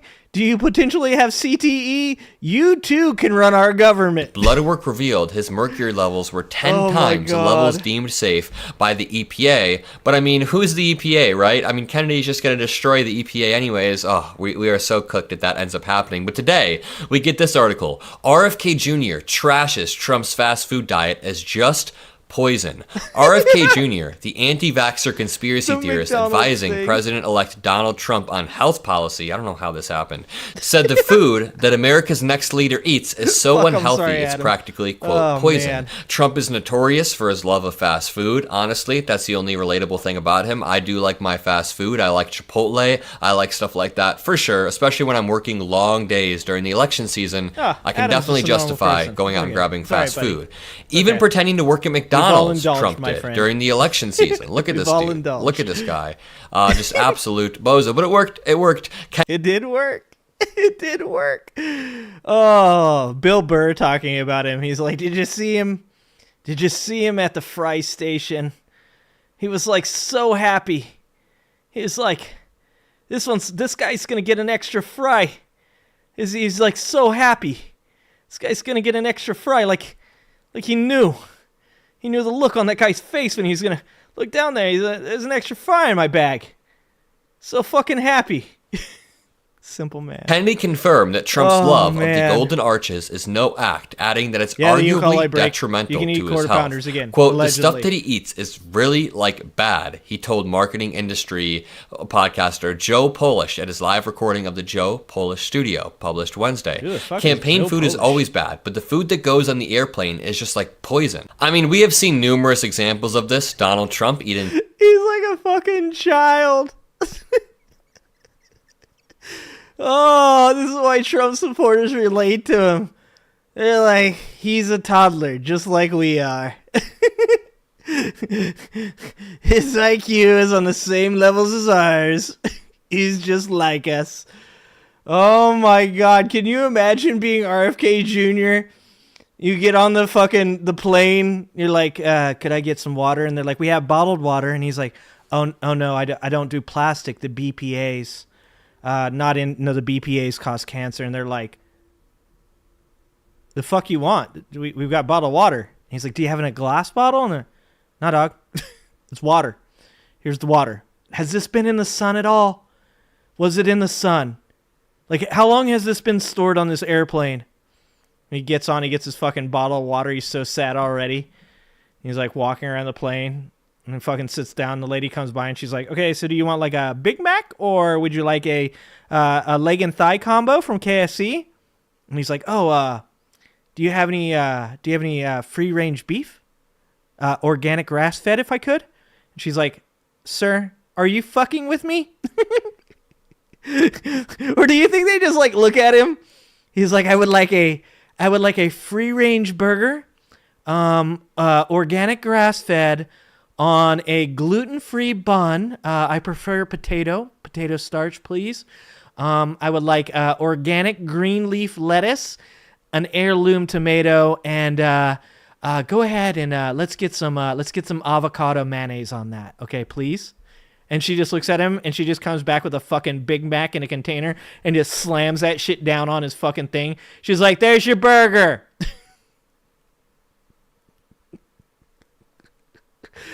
Oh my God, it's amazing. Oh, it's so great. KFC right here. Honestly, that looks pretty good. I'm pretty hungry right now. RFK Jr. said, and then he drinks Diet Coke. Kennedy added, I was with Dana White the other day. He's very close to Trump. They've had a relationship for 20 years through UFC. He said that sometimes he'll sit through a fight with Trump and he's there for 4 or 5 hours and he has never seen Trump drink a glass of water. Never. Now, I do love my Diet Coke, so I won't put Trump down for that, but I always make sure to drink water. Make sure y'all drink water. Donald Trump said, the Coca-Cola company is not happy with me. That's okay. I'll still keep drinking that garbage. That's a pretty funny one. Dude, Denny, I made that joke a long time ago that we're all going to end up eating the pills from Demolition Man. Like, we almost had a combination there, too. That would have been perfect, Denny. Because we had COVID where we weren't allowed to make contact with each other. Okay? So the high five where they do this, and then they'd... Fucking Rob Schneider was in that shit. That's probably where Rob Schneider started getting insane. How much you want to make a bet that's where Rob Schneider became a fucking weirdo? That's right. Rob Schneider, if you ever see this video, you're a weirdo. I thought Deuce Bigelow was just a fake thing. He's really that fucking weird. But I thought just for a moment there during COVID when Trump was president that everybody was going to start eating at Taco Bell in pill form and we weren't going to be allowed to touch each other. I think the timeline diverged. I think that was possibly... Somebody look that up. Somebody look up whether or not the Higgs boson was found around the same time as COVID entered America and we were quarantining. This is interesting. This is a firm basis, guys, for our new thesis after the Trump supporter study is whether or not our timeline diverged. We almost went in the Demolition Man timeline, but somehow it diverged during that time. Look that up. Look it up. Yeah, Dennis Leary, also a weirdo. What's happening, right, Plate? The 3 seashells. Yes. Dude, Natalie, tell me that's not COVID under Trump. We had no toilet paper. Fuck. I'm turning into a MAGA Republican. You know the QAnon people are obsessed with movies, right? Like they think that this is all the Truman Show. They're like obsessed with like movies and being a part of a movie. I'm turning into one of them up here.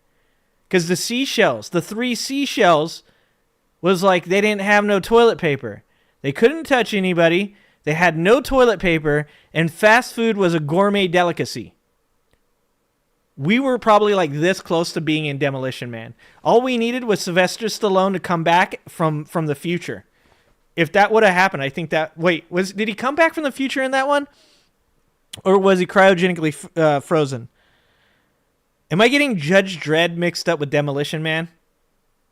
It was Sylvester Stallone, right? Stallone and Wesley Snipes? Snipes was the bad guy with the blonde hair, right? I don't know. Verify that shit for me.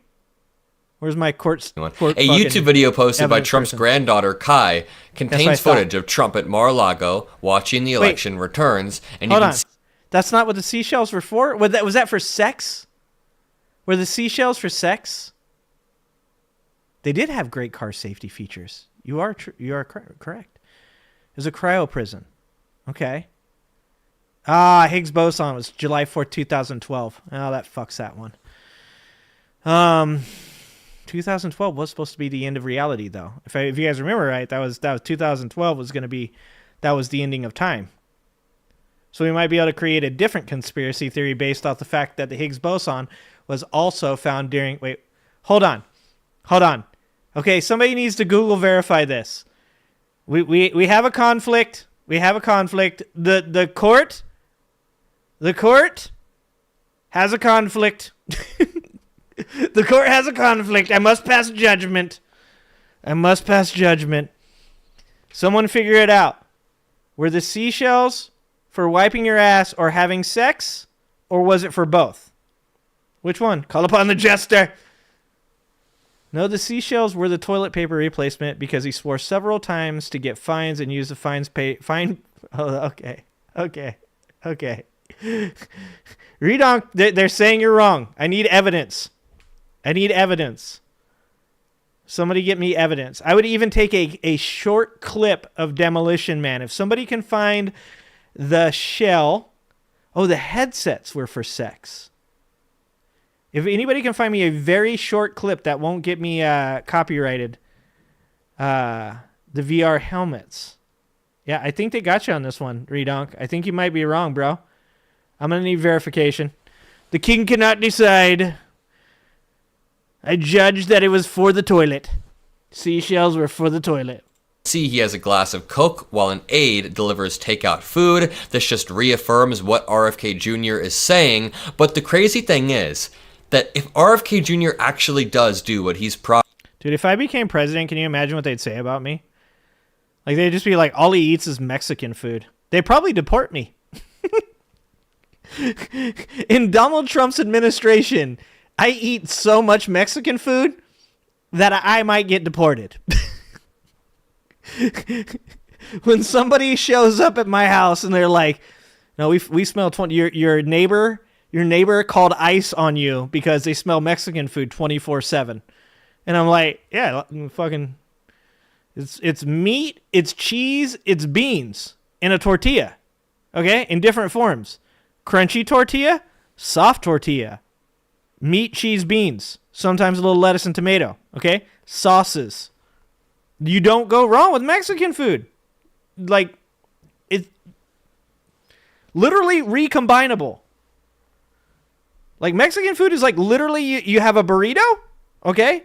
But it could be nachos if you just took the tortilla away and put tortilla chips underneath it, okay? Like, you have nachos, but it could be a taco if you just take the chips away and put a shell in there. And then you throw in the fucking tostada, okay? Not to mention the Americanization of the Mexican food. Now we got chalupas, all right? Gorditas, enchiritos, cheesy gordita crunches. Okay, we're way off of Mexican food now. I'm just saying. Promised. If he does do what Americans voted for, it will be a public health disaster. Fan wins. This reads, Trump unleashing RFK Jr. on public health would be an unmitigated Which disaster. Republican is like in Catherine June of the Great? 2019, RFK... I don't know. Which one has a sex room? James. Which female Republican has a sex room? Is that verified that Catherine the Great had a room that was filled with phallic symbols? Am I spreading misinformation in the kingdom again? This kingdom's just falling apart. It's failing hard right now. There's a short video from the director in it. Okay. All right. Hold on, guys. This is important evidence. The court must know. Redonk is trying to prove himself once again a valuable member of the court. Okay, stop sending me petitions. Are you seriously sending me the remove fluoride from all the drinking water supplies? You know I don't believe in that, right? Oh, Jesus Christ. I really wish you guys would read. Okay, abolish daylight savings. I'm down with that one. All right, hold on. This one here. This is Gizmodo. Is this an article or is it a video? Okay. Demolition Man's writer explains. Okay. Hold on. You guys can't see this. Can you guys see this? Okay. Demolition Man's writer explains how the three seashells came to be. Over the decades, few films debated have endured as much as Demolition Man's three seashells. The weird, seemingly throwaway detail in the 93 film starring Sylvester Stallone, Sandra Bullock. Forgot about Sandra Bullock. Has long been a point of contention among fans, and now we can at least put one aspect of that debate to bed. Where exactly that... But this is like saying where it came from. Did you read this? They used three seashells. Okay. Sorry. I called into question your evidence. Your evidence seems valid. The future is filled with all sorts... Okay. Let me make sure I highlight this for you guys. The future is filled with all sorts of excellent, hilarious details. And one is that humans no longer use toilet paper in the bathroom. They use three seashells. Okay, I'm gonna need some kind of evidence to the contrary, guys. Redonk has came to the court. He presented his evidence as such, And though he has sent me a bunch of conspiratorial fucking petitions to sign, which I'm not going to sign, except for the one about daylight savings time, he does seem to be on point. I was trying to come up with futuristic stuff. What's something funny going to the bathroom instead of just going to the bathroom and wiping with toilet paper? And I just need something. I'm not getting a spark. So it's called Larry Kierzewski, writer of Ed Wood and People vs. Larry Flint. Like I said, we show all our projects to each other. Coincidentally enough, he is on the throne. He is going to the bathroom. And I say, well, come on, you're on the bathroom. Give me something. I need something. There were 3 seashells next to the toilet. I think it was like a little bit of the potpourri. Oh, yeah, the the soap holders.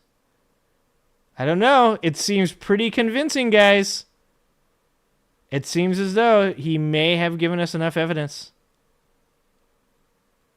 It does not say how to use the seashells, which is kind of funny. Okay, well, what do you guys got? You guys got anything? Do we have anything? Okay, yeah, I can't read the chat while I have certain windows open. I need a third monitor. I'm on the director. Wait, what's the argument? It's whether or not the seashells were for sex or for the bathroom.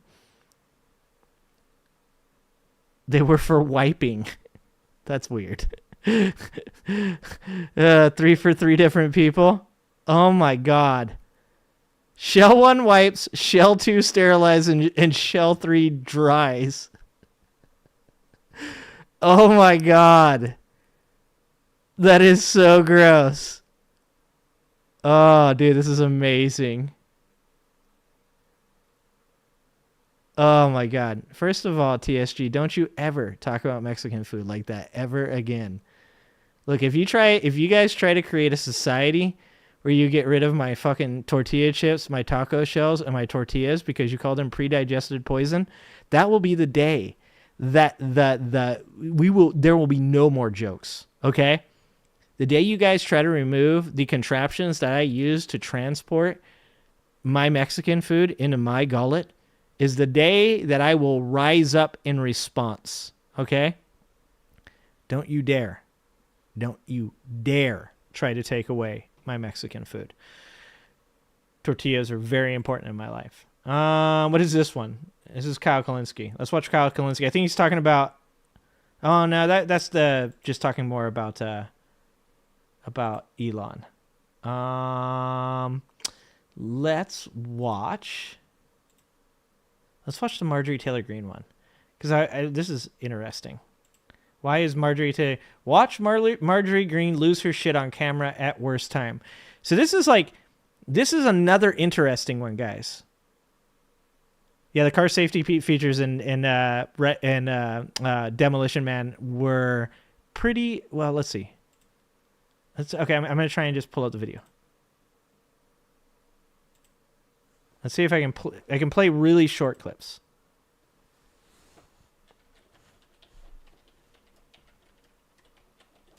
If the stream goes down, this is all Right Plate's fault, just so you guys know.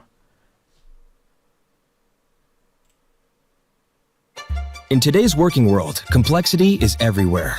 And before you can catch up, everything changes. Oh, this is way too long. Fellow greetings, Warden William Smithers. Be well, Lieutenant Lenina Huxley. As it is a beautiful Monday morning, and as my duty log irrationally requires it, I'm hereby querying you on the prison population update. Does the tedium continue? Your earnest questioning is as amusing as it is irrelevant. Oh, I can't. That's too far. I need a more specific clip. Guys. Somebody get me a clip. Or clip a clip. So that way I can see it. I thought it was something different. I'm a seamstress. Demolition Man's predictions that actually came true. Seashells didn't come true. Not yet, at least. Okay, hold on. Going back to Marjorie Taylor Greene. It was a very good movie. I enjoyed it. Secure foam. Did it fill up the car? Was that what it was? Some really bad news say. that was expected but is bad nevertheless. And I think it affirms or confirms just how radical this is what the I was gonna Republican say. Party. What I was going to say is, what do you guys think the chances are that Marjorie Taylor Greene just absolutely loses her shit, freaks out super bad, and like starts tossing people under the bus if she doesn't get a position in the administration? What do you guys think the chances are? First of all, what do you think the chances are that Marjorie Taylor Greene gets a position in the administration? And what do you think the chances are that she freaks the fuck out if she doesn't? Could act in the next I'm now few king years. of this country, And Perry. the news I have is designated that myself the House as of such. Representatives is officially MTG doesn't know what projected fucking to see sunblock a is. Republican In charge majority. of education. So Republicans will now have power Seven in Nazi. the White House, the House, and the Senate. Universal control and ability Ozzy is to from govern Demolition Man. The in the way they Seashells choose, are from Demolition which is very Man. frightening. And one of the reasons it's so frightening is that it gives power, enhanced power, to the worst of the members of Congress, especially because the majority will still be narrow, and so each member has a lot of power. And it seems the folks who are most willing to leverage that are people like Marjorie Taylor Greene, who understand that they have a lot of leverage given the narrow majority and will use it now with She'll probably unified get a control place and across also those freak the different fuck entities. out. And she posted, just Probably as this true. news was breaking, that she told Dr. Fauci to his face that he should be in jail and prosecuted for crimes against humanity. Thank you, well, Perry. we might finally get the chance. And of course, it shouldn't be members of Congress Right, deciding who is prosecuted, but she seems confused about that. While you're watching this clip that she posted, please remember to click the subscribe button if you want to support the growth of this show. Free, not the paid membership. You can do that as well by clicking the join button. But Trying to just get on 1 YouTube, million. Clicking the Is subscribe Luke at button. 1 million yet? Where's he at? How much is Luke at? 985. Help Luke Beasley get to 1 million. If you guys haven't, I know most of you have, but if you haven't, there you go. Make sure to go subscribe to Luke Beasley to help him get to 1 million. 15K away. You know that what Young this Luke. committee should be doing? We should be recommending you to be prosecuted. We should be writing a criminal referral because you should be prosecuted for crimes against humanity. She's talking to Fauci. They're always talking to Fauci.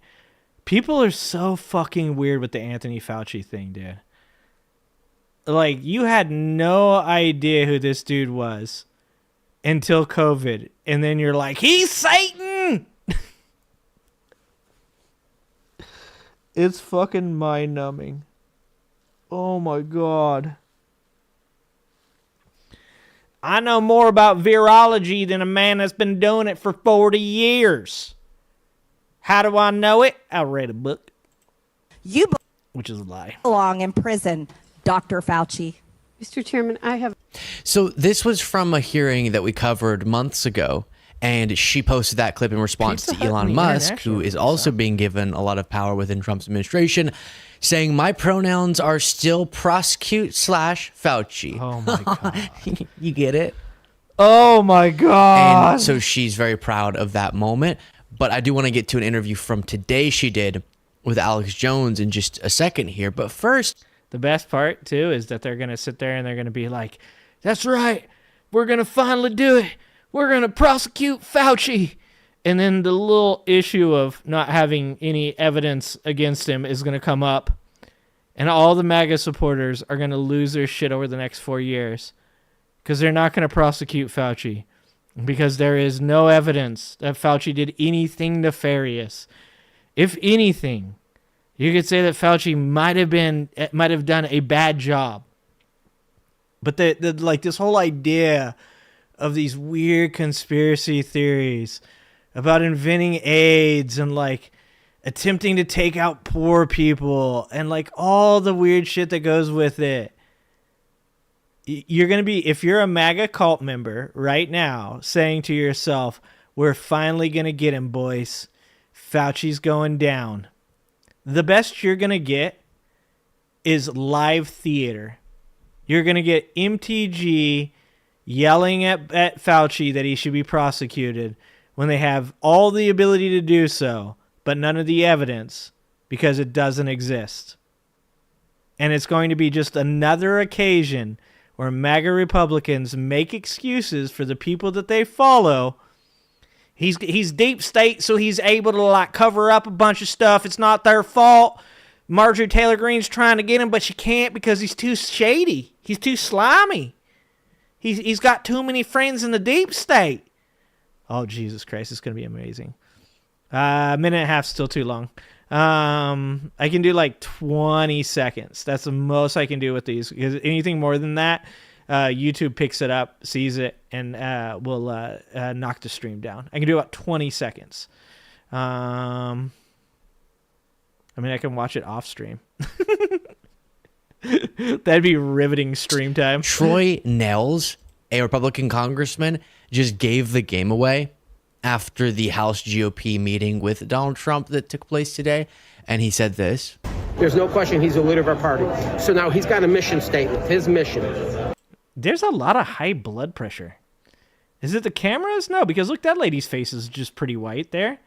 There's a lot of high blood pressure in the Republican Party. Like MTG's just like pure red. These two people, very red people. This is like fucking Oompa Loompa time right here. And his goals and objectives, whatever that is, we need to embrace it. Exactly. All of it. Every single word. If Donald Trump says jump 3 feet high and scratch your head, we all jump 3 feet high and scratch our heads. That's it.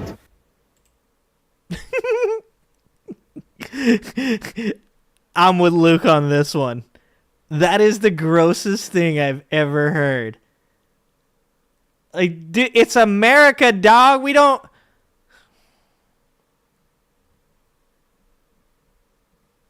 It's America. We never do anything like that. Even for, like, our best leaders. We're like, I think I'm going to push back a little bit on that. Look, the one thing I'll give conspiracy theorists is I've always felt like they were a little bit of a check on the government, that they push back. They create some cool stories, too. But, like, dude, that is so un-American. Troy, have some self-respect. Marjorie been lifting. If he says jump 3 feet high and scratch our head, that's what we're gonna do. This is after Trump said, as Kyle Griffin of NBC is reporting, in this Republican conference meeting, quote, I suspect I won't be running again. Unless you say, he's so good, we've got to figure... Dude, and once again, anybody that thinks Donald Trump's actually joking when he says that, it's got like a little ha-ha humor in it, but it's also got a little bit of a, well, if you guys wanted me to. If you guys, I'll only run for 2 terms. But if you guys liked me enough, I can make it a 3rd. And the lucky thing about that is that to ratify that in our Constitution, to change the amendment itself, you would need 2/3 of the vote in the House, 2/3 of the vote in the Senate, and then you would need 2/3 of all states to approve. So that's not going to happen. That's not... I think, what did Trump win? 34 states? And even with that being said, I don't believe there's 34 Republican governors right now. So in an attempt to try to get the amendment ratified to allow him to run for a 3rd term, it would be insane if they could get that amendment passed. But once again, I'm not a constitutional lawyer. Maybe somebody else knows more about that than I do. Figure something else. Talking about 2028. Now, Ozzy, it's been a while since he's kidding. He just loves kidding about being a dictator. He likes joking about being an authoritarian. Take that for what you will. Another concerning sign that should make comments like that one concern us is stuff like this from the Washington Post. Trump draft executive order would create board to purge generals. The Trump transition team is considering a draft executive order that establishes a warrior board of retired senior military personnel with the power to review 3- and 4-star officers. And this is the thing that, once again, I was just saying last night, there's a lot of things that Trump supporters just, they get these ideas in their heads. And they're like, yeah, that's what we should do. And to them, it sounds brilliant. but they never think past like the very beginning of what they think, right? So it's like, we want to get rid of all these woke generals. Like, okay, first of all, what does that even mean? Second, like the generals shouldn't be aware of social injustice. Like, if you're going to be a general in the military, you're not allowed to be aware of social injustice. That's fucking insane. Okay, all right. We should definitely have unfeeling people that just want to murder people around the world, specifically foreigners at all times. Okay. So first of all, that's insane. But do people even realize that when you clean a house in any department, think about it this way. Think about it as your job. You work at a grocery store. Let's say a big grocery store, like a Save Mart or a Safeway, one of these bigger chains. And the owner steps down and makes his son the owner. Now, his son doesn't know much about grocery, doesn't care about grocery, but he's got a really cool friend that sells him cocaine. And he takes that really cool friend and he puts that friend in a position that's been, held by somebody for 20 years. Somebody that knows the ins and outs of the entire grocery business. Now, this guy knows how to sell some cocaine, but that's it. And then he were to go through each different position and remove people that had been there for 10, 20, 30 years doing their jobs. And he puts instead a bunch of people that, let's say, not new people that had worked there for a while, but that have never done the job those people have been doing. There is 1,000% a chance that it's going to end badly. Or at the least, and this is something that needs to be said, because people say this about the tariffs thing. People say, oh, the tariffs, but the tariffs are going to, they're going to bring back jobs to America, and, that's the whole point. If you don't understand how that works, the potential for bringing back jobs to America through tariffs is the idea that you make products that come out from outside of America to inside America so expensive that consumers don't want to purchase them, because the cost is always passed on to the consumer. So to catch up to the type of demand that a nation the size of America needs would take a very long time. Perhaps a decade, probably more. For what are you going to do? You're going to replace all of the products that people are buying in Walmart. You're going to replace all of the products that people are buying in Target. So you're going to need companies that are capable of doing that. Now, some of the companies that pre-exist obviously will do that. But even doing that is going to involve higher costs, because obviously, if Americans, who we all demand a living wage, are building the factories and then or working in the factories, if they're being paid more money, then the product costs more to make. Therefore, you'll still be paying more money. Like I said, it's like Trump supporters hear somebody say we're going to get rid of the income tax, and they're like, that fucking sounds amazing. And I'm like, yeah, I get it. It does sound amazing. But if you have 3 brain cells left in your head and are capable of thinking past the first step in your plan, this is something that would take decades to change within our culture. It's not going to just happen fucking 6 months from now. It's crazy.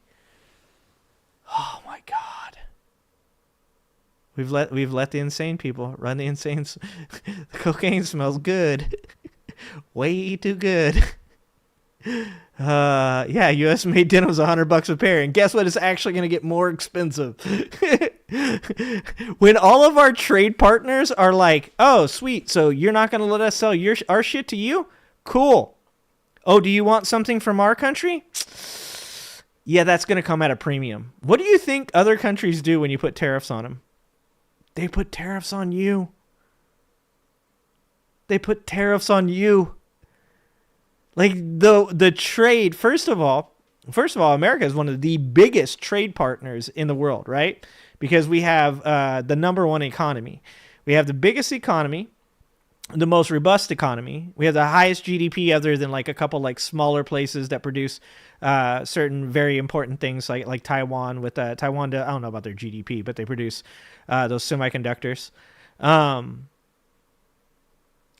Other countries are going to suffer because America's trade is going to stagnate. And then when they suffer, they're going to take that out on America through trade. I'm not a smart man, okay? But I've been dealing with numbers for a very long time. I've been in a business running reports and analyzing numbers for almost 30 years now. I can tell you that Trump supporters can't do math. Oh my God. And to recommend removals of any deemed unfit. Buy that video card soon. Yep. It could you better get it now. The removal of generals and admirals found to be lacking in requisite leadership qualities, according to a draft of the order reviewed by the Wall Street Journal. But it could also create a chilling effect on top military officers, given the president-elect's past vow to fire woke generals, referring to officers seen as promoting diversity in the ranks at the expense of military readiness. That is an overly generous characterization of this. Mark Milley is not sacrificing military readiness. Mark Milley just wasn't. Dude, you're talking about fucking Mad Dog Mattis. You're talking about Mark Milley. Like, these aren't fucking woke people. They've created this reality in their head, and there's just no hope. You're not going to change it.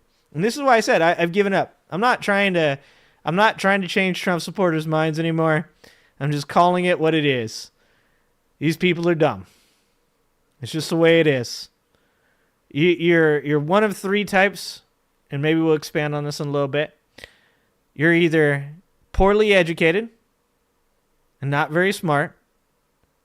You're politically illiterate and refuse to engage in politics in a way that is actually like a positive thing. So you look at Donald Trump and go, yeah, but he said he's going to give us money. Or you're in the QAnon cult. Hopefully the QAnon cult is the smallest portion of all these people. And over the next 4 years, people will learn. Because if you're in the QAnon cult, there is no such thing as learning. Those people are never not going to vote for Donald Trump. But for the other two groups, there's potential that over the next 4 years, I've said this about employees before. Sometimes you can say something to an employee over and over and over again. Don't do this. Don't do this. The way you do things is bad. Don't do this. Don't do this. Sometimes you got to let them do it. Sometimes you got to step back and go, you know what? You want to do it that way? Go for it. And then when they fuck shit up and they're like, dude, I kind of messed that up. You're like, yeah, that's what I told you. That's what I mean. And my hope is over the next 4 years, things don't get too bad. I mean, I'll be honest with you. I'm never rooting for the pilot to crash the plane. I would love for the right to just absolutely own me by creating the best economy, by enforcing policies that protect women's rights, that support immigrants coming into our country and joining our workforce, because immigrants are the lifeblood of this economy. I want nothing more than that to happen. But a reality-based opinion of what I believe is going to happen is one of two things. Donald Trump golfs all the time. Donald Trump fights with his people all the time. Donald Trump fights with the Senate. Donald Trump fights with the House. And nothing really happens. Or Elon Musk crashes the economy like he said he was going to. They got programs that are very important to poor people.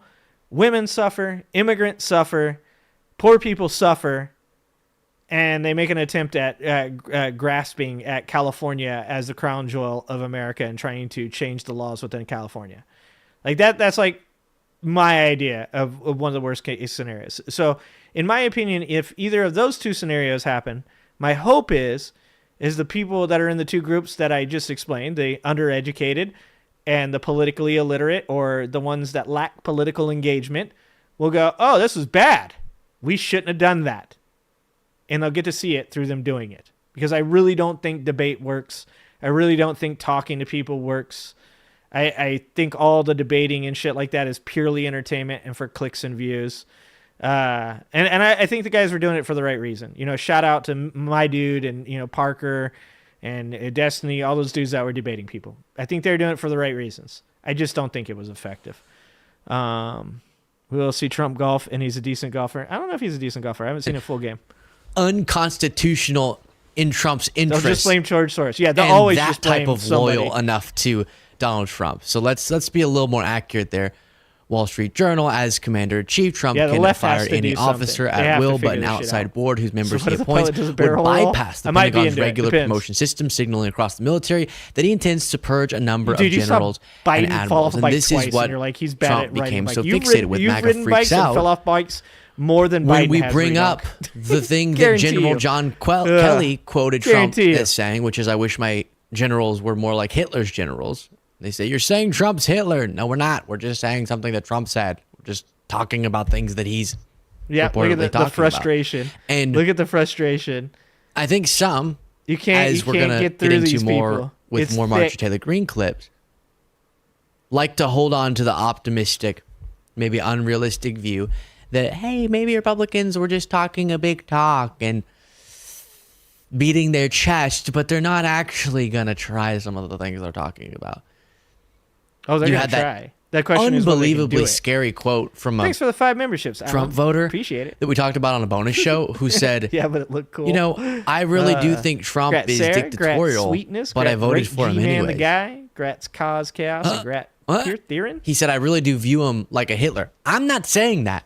The Trump voter said that, but then went on to say, I need more alcohol. I voted for him. I don't know why. Apparently, we need a strong man to solve the problems this person feels like need to be solved. So manly to ask another man. We want to hold on to this view that maybe it won't be quite as bad as some have said it could, or as Trump has indicated, but the empowerment of people like Marjorie Taylor Greene and the actual preparations for the implementation of some of these radical policies, one of them just being the litmus test above all else is loyalty to Trump and not our Constitution, not our American values, is very, very scary. Yep. I'll remind you before getting to the interview that I referenced with Alex Jones that Marjorie Taylor Greene did today that she has been very aggressively calling without any evidence that would justify this, except for she doesn't understand vaccines, I guess. Of course she doesn't understand vaccines. Prosecution of Fauci. Jesus Christ. In that room? No, absolutely not. I mean, everything I said is correct. It's how the American people feel. It's what we know to be a fact. It's all the evidence. Oh my God, she's so dumb. We have Jamie Raskin in there accusing us of worshiping Trump.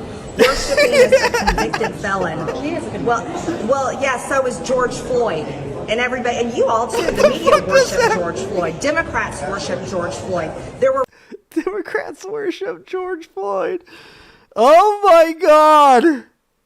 She's so insane. She straight up said, yeah, we do. Democrats worship George Floyd. Oh my God, it's brain rot. Oh, it's brain rot. All right. I want to do this before I get off of here. And I want to do it since I know some of you guys are still in here. I like that that's the first first comment I see. We're fucked and I can't escape this country. Oh, guys. All right. While we're on here, I want to do this with you guys, and I want your guys' help because this is important. So I want you guys to participate, and I want you guys to help me out, okay? We are creating the Trump Spectrum document. Now, you guys got to tell me, what are the types of Trump supporter? First of all, we know that there are the cult members, specifically the QAnon people, right? But there's also like some kind of outside cult members as well that aren't specifically QAnon. So there's good content. Oh, thanks. Who did that? Fan, thank you for the 10 memberships. Thank you so much. You sent those petition things because those are the goofy stuff people are bringing up for the petition. Oh, okay. All right, I'll check them out. Yeah, I'll check them out. It is good content. Fan, thanks for the $2. Appreciate you guys. Thank you so much. Thank you so much, guys. I love you guys. I appreciate you guys so much. Some of them are just McDonald's enthusiasts. Oh my God. I'll take a look at it. Okay. So we got the cult members, the straight up QAnon people. We got the undereducated and overstimulated, right? Like that's the people that like they didn't do well in school, but they spend a lot of time on X and TikTok. So undereducated and overstimulated people, okay? There's the politically illiterate, or lack political engagement. That's another one, okay? Those are the three that I can think of. Trump supporters or McDonald's enthusiasts. You can't say all of the above. The beginning and the end was 2021 was the Higgs boson. See, that's COVID. Is that what are we going back to that? Are we going back to what I was just talking about a minute ago? Was the Higgs boson found in 2021? I'm pretty sure it was. If it is, I think we might have diverged, guys. Ooh, nationalists. That's a good call, too. Nationalists. Those are like people, let's say nationalists are like people that are like blinded by like the whole like really easily influenced by the like you got to be patriots. The people are ruining your country. Nationalists are pretty good. Oh, it's 2012? It was 2012. Okay. Maybe I just don't understand what Bucket's saying. Racism is part of the ideology. I mean, what I'm trying to determine here is because you can ask certain questions, right? So we watch all these videos of Luke Beasley or Adam Mockler. Maybe we should watch one. Luke Beasley, Adam Mockler, Jordan Klepper, all of these guys asking certain questions. So, like, one of them was Jan 6 an insurrection? Right? Like, that's one of the questions that you can ask a Trump supporter, and you can almost immediately identify what type of Trump supporter they are. Because if you ask them, what was January 6th an insurrection, and they kind of waffle a bit, you're like, oh, this person might be still sane. But if they immediately, like, jump to, like, it was Antifa, the FBI did it, you know, like it was all to make Trump look bad, you know that you're probably dealing with the undereducated and overstimulated one, right? If you get somebody that says something along the lines of, hey, man, they were there to protest and, like, they got out of line and I don't agree with them entering the Capitol, but, like, I don't think it was as bad as they say. Like, to me, that's one of the, like, that's a nationalist, right? Like, that's somebody who's like, I just love my country, bro, and, like, those people did too. Like that kind of shit, right? No, we're not watching Christopher Titus. I have to do this because I'm trying to... The end was 2012, but I'm saying it was a typo and was supposed to be 2021. Oh, okay. We went back to seashells. Bucket's taking us way back. What's other questions that people get asked? Oh, is Donald Trump... Who's the president? Who is the president right now is another one. Because that's one of those where you get multiple different types, right? So if you ask a Trump supporter, who's the president right now? And they say, well, Joe Biden's the president, but, like, I didn't vote for him. And I do think that, like, there is, election fraud. Ask about election fraud. Was the election legitimate? Did I spell legitimate right? Yeah, I did. I'm pretty good.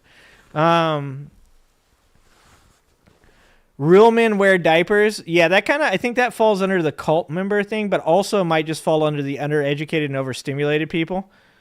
Anything to do with Obama. Yeah, that's another one. That's a good one. Obama.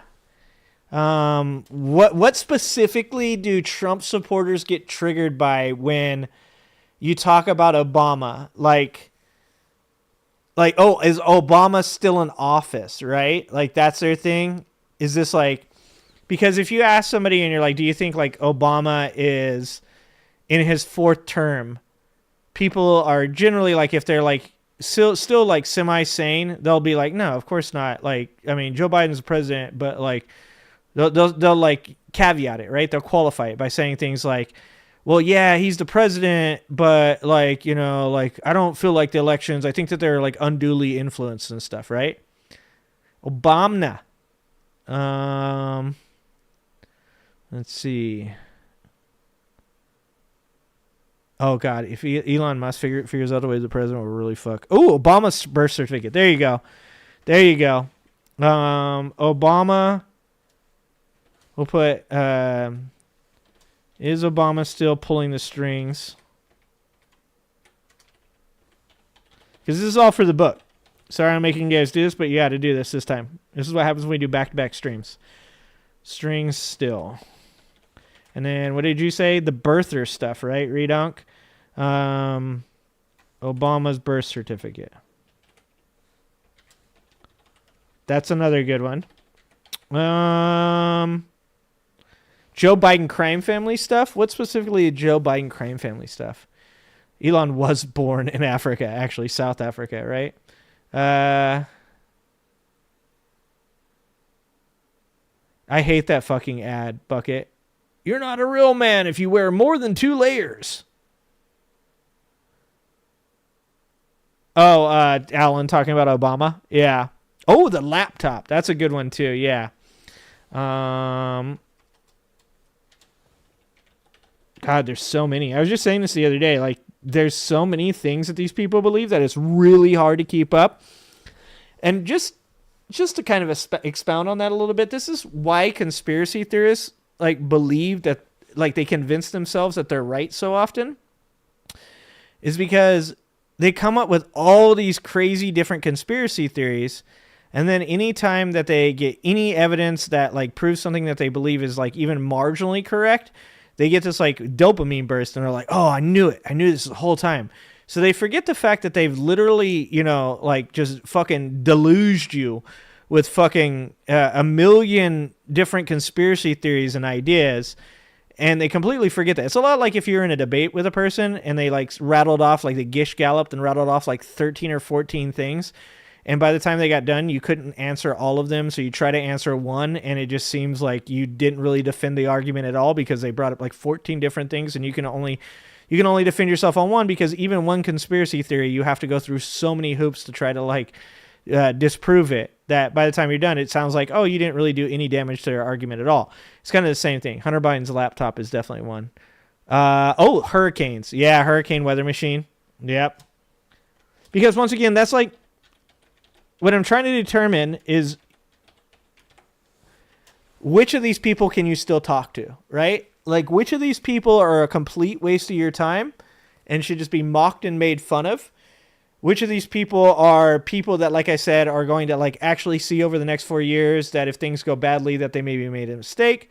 And, you know, and which of these people just like, they just don't, you're never going to convince them because they don't want to be engaged politically. They're like, bro, I just want to live my life, which isn't like a bad attitude, except for when obviously you have, you know, things that are really, really important that people need to know about, and you're so disengaged from politics that something important is on the ballot and you don't vote, or at least don't vote in your interests or in the people around you's interests.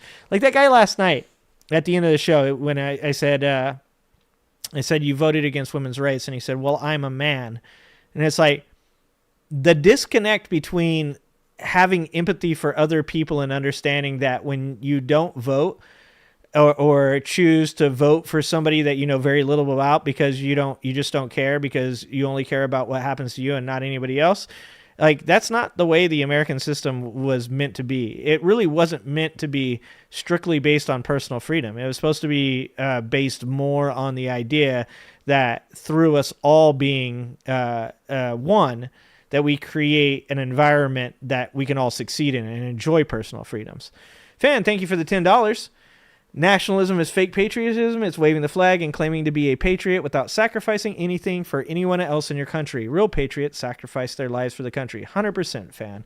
And that's why I put it under like the Trump spectrum, is because the idea of like nationalism, like being proud of your nation, is a lot like when I say like you don't have to tell people if you're confident. If you're confident, people just know you're confident.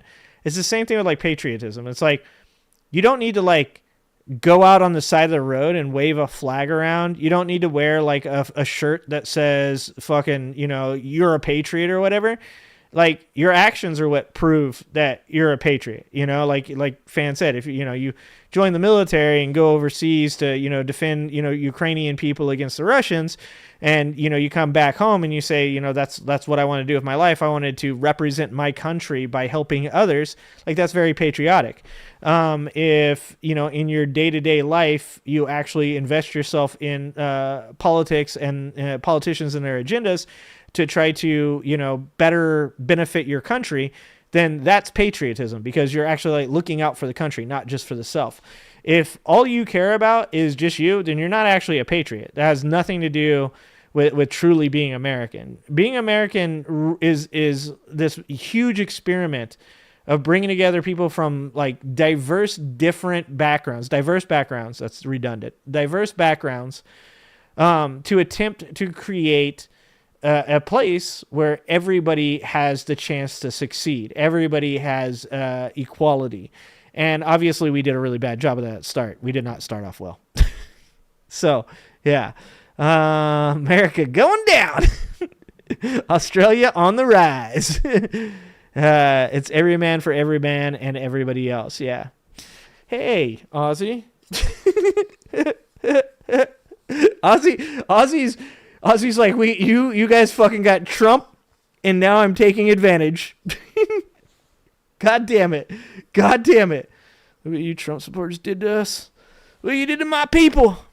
It's about caring. It's about sacrifice. It's about giving. Exactly, Alan. Like, that's really what makes, like, America, when America's at its best, is when it's helping others. Like, that's when it's at its best. America's at its worst when people are being super selfish and just like running around telling everybody about how it's, important that they keep everything that's theirs, not recognizing that at any point without having those people around you, you would have never succeeded the way you did. I've always said that human beings are somewhere between ants and cats. We're very community driven. Whenever we have a directive, whenever we have a similar goal, we're very good at being community driven, getting things done. And when we're not like that, when we don't have purpose, when we don't have, when we get like stagnant, we tend to be more cat-like. But the amusing thing about cats is that cats want to believe they're super independent and want to believe that they can do anything they want to, and they don't need anybody's help until they need to enter a building or until they need to be fed. Like, unless you have a cat that's really good at hunting, like my cats are.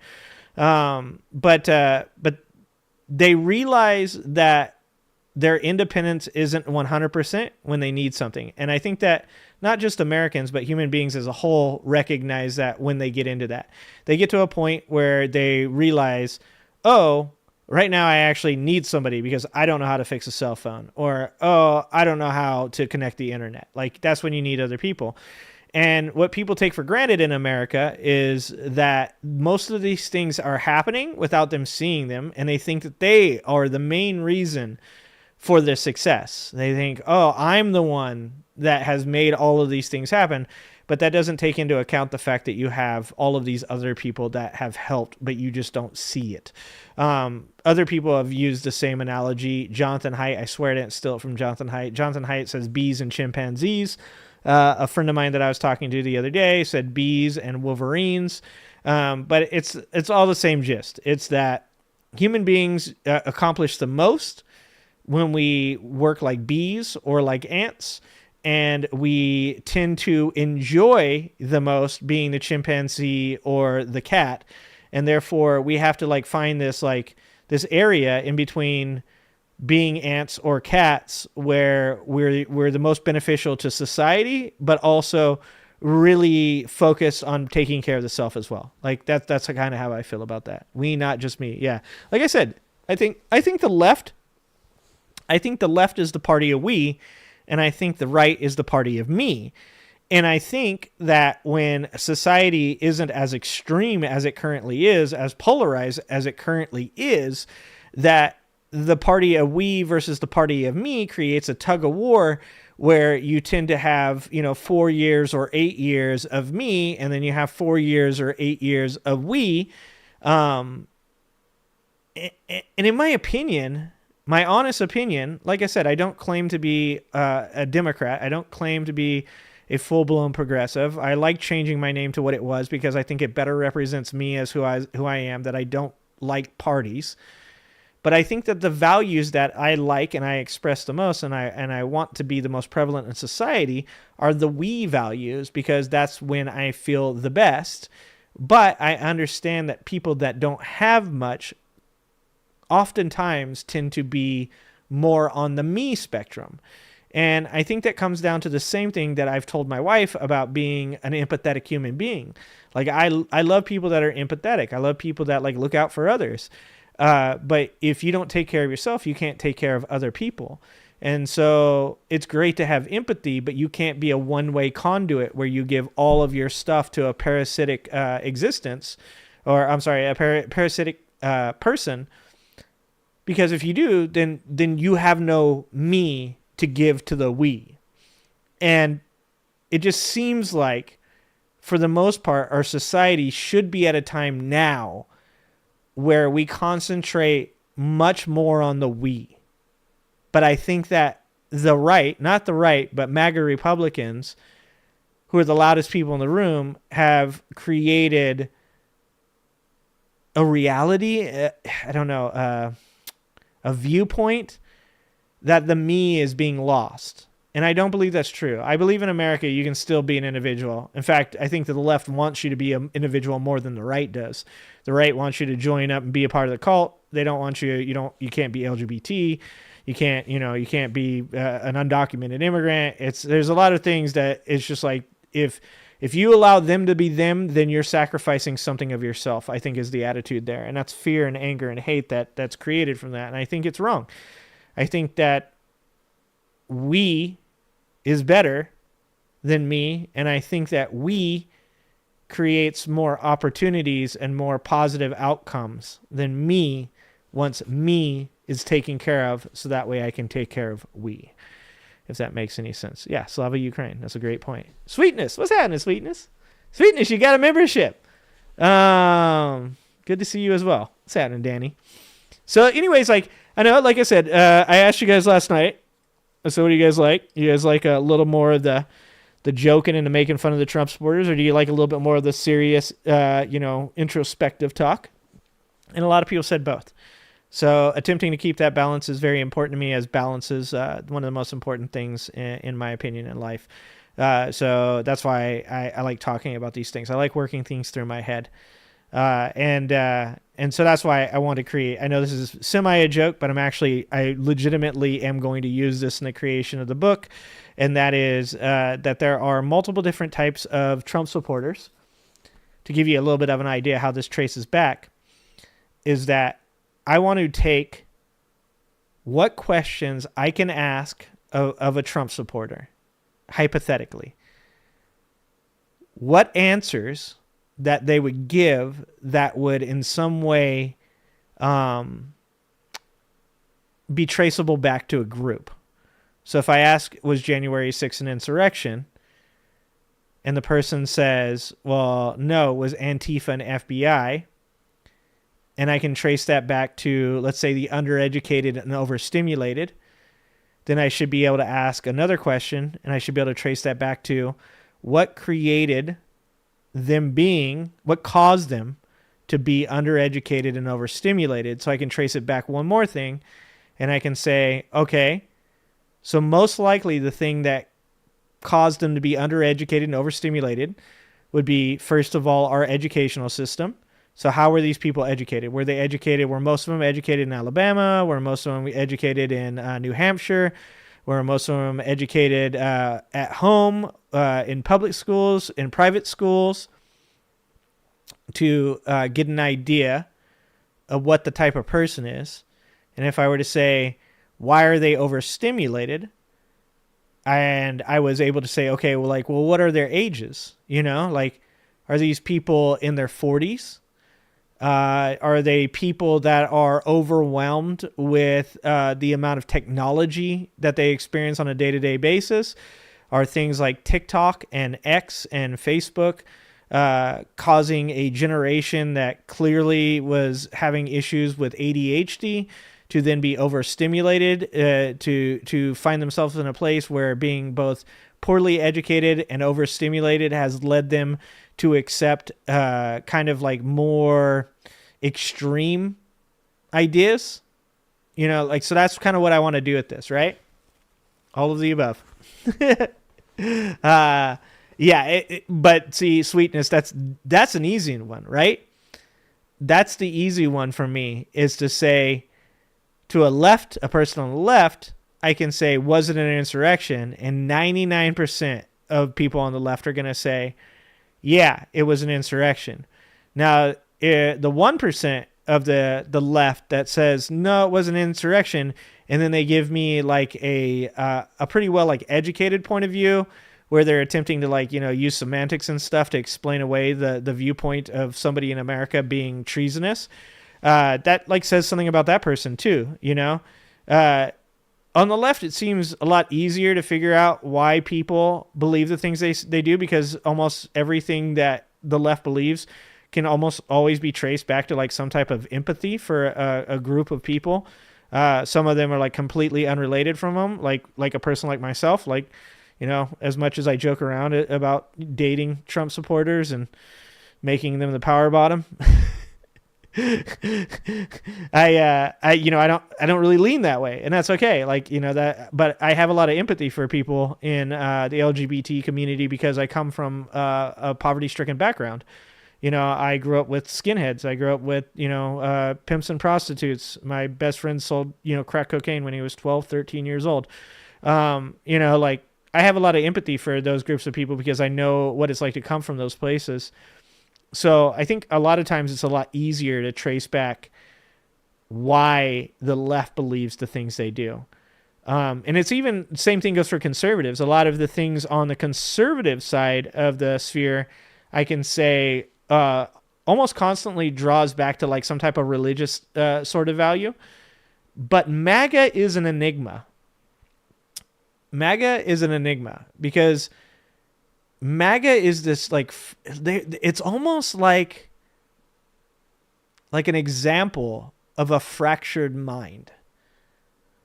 MAGA is almost like seeing mental illness. And I know you guys are like, yeah, of course, they're mental ill. Like, you can see it. But I'm saying that in a different way. Like seeing the different people within, I wanted to add somebody. See, this is why I'm talking about this with you guys. You guys make me think about these things, so then I think things up. The grifters.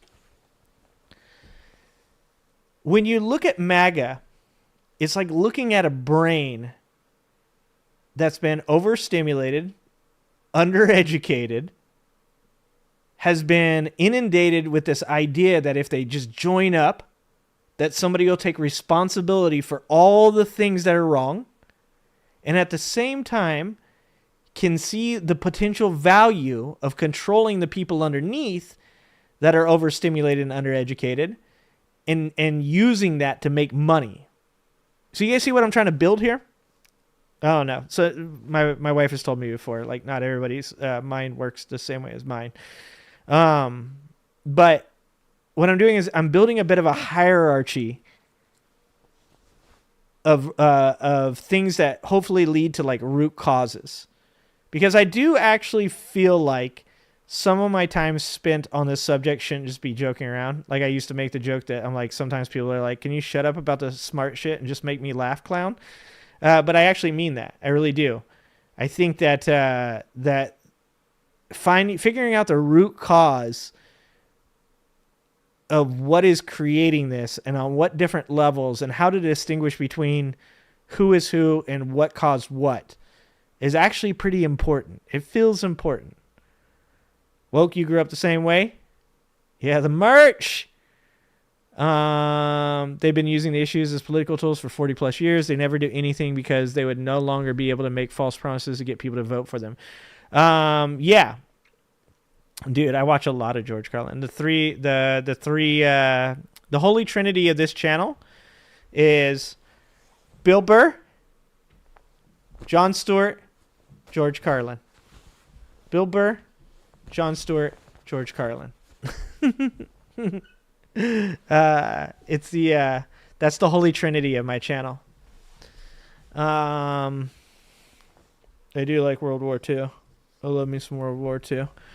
I don't know if you guys are even talking about me, but I love me some World War II stuff. It's good stuff. I was just watching Jewish space lasers. That's a good one too. Cause you know what Jewish space lasers is? Jewish space lasers is Hunter Biden's laptop on crack.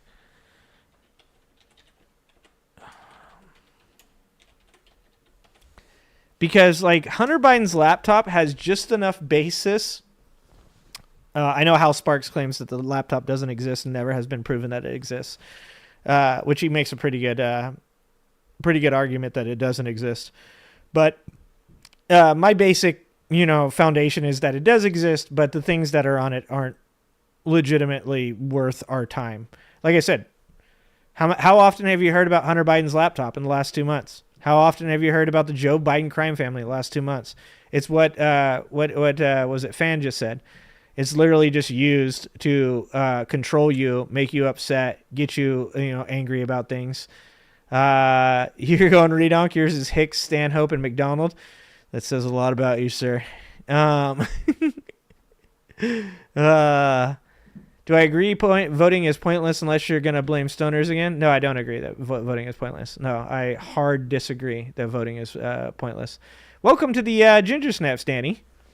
100% disagree with that. Voting is, you have been convinced. The funny thing about you guys, my friend TSG, is that you're creating a self-fulfilling prophecy. You say to yourself that your vote doesn't matter. So in turn, you prove that your vote doesn't matter because you don't vote. There are clear indicators that your vote does matter, including what just happened with Donald Trump. Do I disagree with George Carlin? Yeah, I disagree with George Carlin. Of course I do. I also disagree with George Carlin on cultural appropriation, just so you know, because I grew up with... I disagree with when what was his stand-up where he talked about white dudes wearing their hats backwards and how that was cultural appropriation. I completely disagree with that. But like I said, that's because I'm not in a cult. If you're ever in my channel and you just believe everything I believe, log off, dog. Like, it's never good. No one should ever... Now I'm talking to you, TSG. I'm saying to everybody. Like, no one should ever agree wholesale 100% with anybody. Anybody. Like, I mean, unless it's your wife, and then you tell your wife that you agree. Okay, that you don't actually, but you just say you do. That's the only way to survive. But, that's how I am, is like, I love people. Like, Einstein's one of my favorite people. I was just these two books right here. I love big books, and I cannot lie. Okay? All right? So we got U.S. Grant, and we got a very well-worn George Washington book right here. And both of those guys have really good things about them, and they also have really bad things about them. One of the biggest condemnations of U.S. Grant during the Civil War was that he wasted Americans' lives. But I actually greatly disagree with that, because I think that, and by the way, Ulysses S. Grant, the S is not actually his real name. Like, that was actually added on accident on paperwork, and he kept it.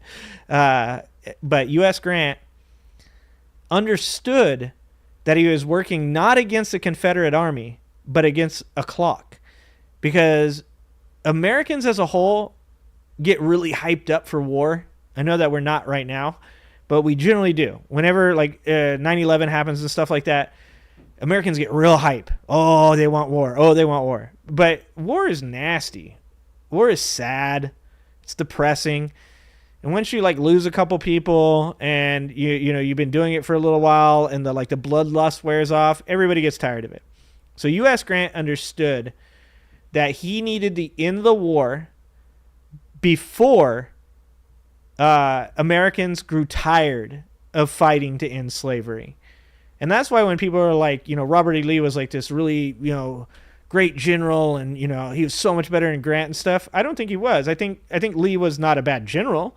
I think tactically, he's real big on, trench warfare and stuff. Like, I don't think tactically he was bad, but I think Grant was the better general because Grant knew he had the numbers. Grant had the numbers. He had the supplies. And he knew that if he just threw troops at the Confederate trenches, because that's what they do, is they dig these, big trenches and fight from defensive positions because they knew they didn't have to take things. He knew that he could wait out Grant, and Grant didn't. And so there's a lot of people that disagree with Grant about the way he did it. But I don't disagree with that. I don't disagree. I disagree with most people about Napoleon. When we talk about Napoleon, once again, I have my Napoleon book there.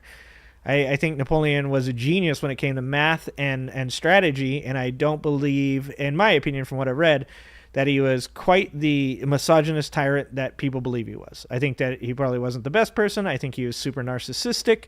But I don't believe a lot of what they say. Then why don't the Democrats do what they say, close the wealth gap instead of bowing paid off by the oligarchs? So that's why I don't, TSG, I don't specifically think this is, okay, this is hard to say because, look, as far as women's rights go, and this is like the most sensitive part of this subject, we took a step back as a country when it comes to women's access to healthcare and how we treat minorities by electing Donald Trump. I don't think that that's even debatable. But I think it's good for the left to lose here. Because I think what TSG is saying is right, is I think the left has to recognize that there's been too many years where they've ran on getting certain things done, and instead of getting those things done, they wanted to assure themselves future wins by reaching too far across the aisle to the right. Bill Clinton did it. Obama did it. This is our history as a country, is of, the left always capitulating to the right. It's why I've said before, you'll never see the federal minimum wage be raised, even though you'll hear Democrats constantly run on it. And I think that if this isn't a wake-up call for the left, then they'll never win again. If they don't recognize after the loss that they had to Donald Trump, that if they don't change what they're doing and, really start, and I think this is two parts. Let me break this down into two parts. One, let me say this. I do think Democrats do make attempts, maybe not to close the wealth gap. I don't agree that they do that. I still think that they're just as much in the pocket of corporations as anybody else. But I do think they do make attempts to help poverty-stricken people. I do think the Democrats constantly make attempts to create social safety nets. I think that they do try to, on the equality side of things, sometimes to their own detriment, focus really heavily on very kind of fringe things in marginalized communities that, to be honest with you, I would bet LGBT people would rather the Democrats focused on something more important than bathroom access, right? I would be hesitant to speak for the LGBT community. But if I was in that community, and this is obviously speaking from the fucking point of privilege of being a bald white man, but the most generic human being you can be, a bearded bald white guy. So I'm speaking from a position of privilege to say this. But if I was in the LGBT community and, everything that the Democrats were running on were, and I'm not saying that they're currently running on this. I'm saying that this has been a talking point for the last couple of years. It's like bathroom access. So I'd be like, what the fuck are we doing, guys? Can we fucking work on some bigger things? But I think, the Democrats have accomplished some things that are very important to society, specifically when it comes to equality. But I think that they're really bad about talking about them. I think they're really bad. I think the left is terribly, terribly bad at talking to people. Like I said, that's why I like to be the mercenary. I like to sit up here and say, I'm not beholden to the left, so I can say things that are going to hurt the left's feelings, even if I lean more left than right. And I like to say, I can sit up here and talk shit to conservatives because that's how they talk, and be able to look at people on the left that go, hey, don't Don't call him the smartest kid with Down syndrome. There's kids with Down syndrome out there that get upset when you say that. I'm like, well, I'm going to talk shit to these people. I'm not talking to those kids, man. You know, like, I prefer to not attach myself to a party because I do not like to be beholden to the rules that they attempt to tell people that they have to follow. And that goes for the left just as much as it goes for the right. But like I said, I lean more left than right.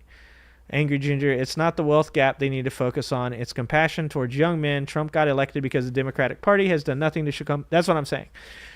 That's what I'm saying, fan. I think that's part of the problem. I don't think that is the whole problem, but I do think that that's part of the problem, right? And it's an important part of the problem. So to get back to what I was saying, I think Democrats do run on things that they know they cannot accomplish because they know there are Democrats within their own party that are establishment Democrats that will refuse to toe the party line, thus putting up, roadblocks for them to accomplish those things. So I hate that they do that, but the right does it way worse, in my opinion. The right straight up fucking tells people they're going to like create a Republican Handmaid's Tale utopia. Maybe actually there's not a lot of difference. I don't know. I'll have to think about that one. But it feels like the right does it a lot more. But I think that part of it is, yes, they should stop doing that as much. And then the other thing is, I think that they don't celebrate the W's. Like, how many times have I had to explain to people on the left what the Chips and Science Act are? How many times have I had to explain to people on the left what the Infrastructure Act has done or what the Inflation Reduction Act has done? I was thinking about it in the car today as I was driving. I was like, there almost needs to be like a bipartisan site that you can go to that you just click a topic and it explains it in like a really easy to understand language.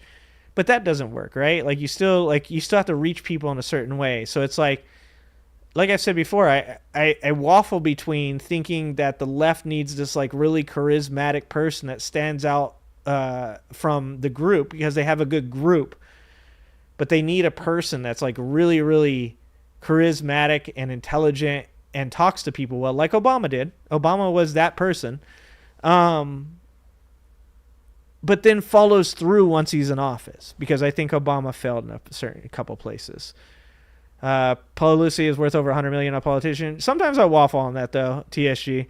Like, the thing with that, like the whole idea, where did the people get this money? Like, sometimes I feel like people just get distracted by that shit, because you look at like somebody like Tim Walz.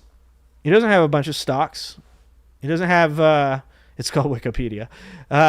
He doesn't have a bunch of stocks. He doesn't have a bunch of like, but he has money. I think he's still worth like 17 million or something like that.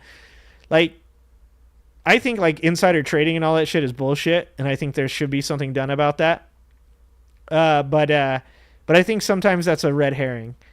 I think sometimes we get so distracted by like being mad that somebody has more wealth than we do because they've attained a position to allow them to do that, that it doesn't allow us to accept certain people for still being good human beings. Like Bernie. Bernie's the perfect fucking example.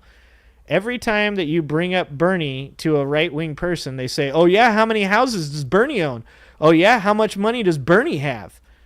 And when they do that, they get you, because your side of the argument is saying that Nancy Pelosi being rich is bad. So therefore, if you think Nancy Pelosi being rich is bad, then yes, you think that Bernie being rich is bad. And so that's like, I try to put myself in a place where I draw like a moral line, right? And I say to myself, what means can I show through facts and evidence has this person used that I disagree with morally? And if I can determine that those people have done that through facts and evidence, not feelings, not intuition, not just it's wrong, then I tend to make like a context-based decision. Like when we talk about Bernie made a lot of his money from his book sales. Joe Biden made a lot of his money from his book sales. I think the only way to solve the problem of oligarchs in our society is to have people. Bernie is pretty rich, dude. Here, hold on. I'm pretty sure Bernie has like 20 million.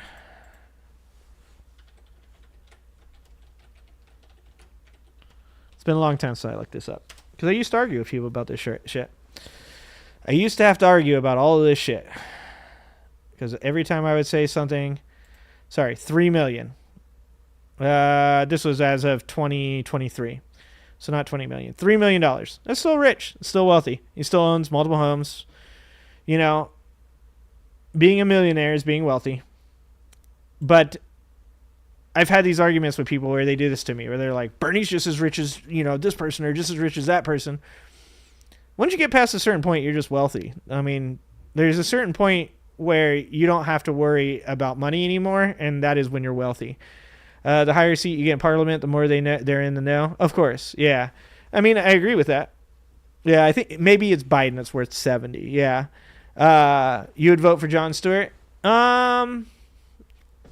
Would I vote for Jon Stewart? I mean, in today's political climate, yes, I'd vote for Jon Stewart.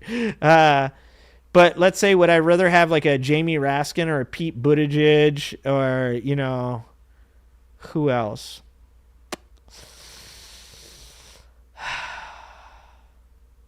I think Gavin Newsom is still too establishment. I know that's crazy coming from my woke state, but I think he's still too establishment. Unfortunately, I think they're going to put Newsom forward in 2028. But you know what? He might appeal to white young men. So apparently that's who you got to get. You got to get white women and white young men to vote. And if you can, then you win the election.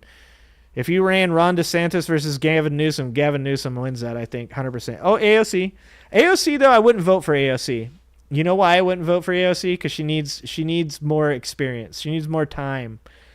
I really do enjoy me some AOC. I love me some AOC. But I'd vote for Jon Stewart over AOC. Gavin Newsom looks kind of like the serial killer from American Killer. 3 million is rich enough, dog. I don't have $3 million. Well, that's because people have been. You want the most most insidious thing people on the right do, and I watch it happen. One of the reasons that I like to be unburdened by having a party, one of the reasons I like to be able to sit up here and say that I disagree with certain things on the left, is I get to see some of the tactics that both parties use against each other. And one of the tactics that I think is super insidious and also works really well from the right on the left is getting them to hate their own candidates. Like, you can't do that to the right. You can't get the right to hate Trump. Like, it's almost impossible. And even if you do get them to hate Trump, they'll still go in and vote for Trump behind closed doors. Whereas the left, I have literally argued with my own friends over Kamala Harris. And they literally can't prove real actual evidence to show that the things they believe are legit. They can't. They just know that they're supposed to hate her for a certain set number of reasons. And all of those reasons, when you look at where they come from, they came from the right. It's insane. It's insane. Yeah, like I said before, I'm a different voter. I don't give a shit how charismatic you are. I want to know what you're going to do for the country. I don't hire people for charisma. I'm definitely not hiring the leader of the free world. Ozzy's going to shit on me for that one. Not for their charisma. So, like, I think when it comes to whether or not I'd vote for Jon Stewart, if Pete Buttigieg wasn't running, I'd probably vote for Gavin Newsom over John. I think Jon Stewart's a great, intelligent person, but I also like to, once again, I like to see him unburdened from the need to buckle to any given person's point of view. If you guys remember when Jon Stewart came back this year, the left shit on him. Do you guys remember that? Any of you guys remember when the left came back? No, I'm sorry, when Jon Stewart came back the first thing he did was criticize Joe Biden, and the left went in on him. And like I said, that is a tactic that the right takes huge advantage of every single time. Is that somebody like Jon Stewart, who you 100% know is on your side, makes a joke about Joe Biden being too old, and the left goes, "Shut the fuck up! God damn it!" You know? And it's like, that's a problem. Look up the AOC dancing video. If the sheer joy you see in her doesn't make you want to vote for her, then... So, fan, that's what Redonk's saying. Unburdened by what has been. I love that you guys fucking caught on to that, and you think that that's... I love that the right thinks that's an own. Like, I'm sorry you can't understand words. I like that the right thinks unburdened by what has been is some kind of fucking secret puzzle. But then when you listen to Donald Trump talk, you're like, that guy spits facts. Well, that's what I'm saying, Reed. I'm fucking basic, dog. You know I'm going to be honest with you. That's basic shit, dog. Like, it's basic. Like, she said words that sound intelligent. That makes me chuckle. God damn it, man. God damn it. Yeah, I love the Pacific Northwest. I know farts are funny. I know, Redonk. I know. Yeah, but that's like, but you're right though. To be honest with you, even with me up here saying fucking shit face fucker, you're right. The majority of people think that way. You're right, and I'm wrong. The majority of people out there think in such a basic ass manner that it's like. They're like, she tried to use like language that like to her, she's like, man, that's a good saying. That really means something. And then she said it and everybody was like, fuck you say to me. It's true. It actually true.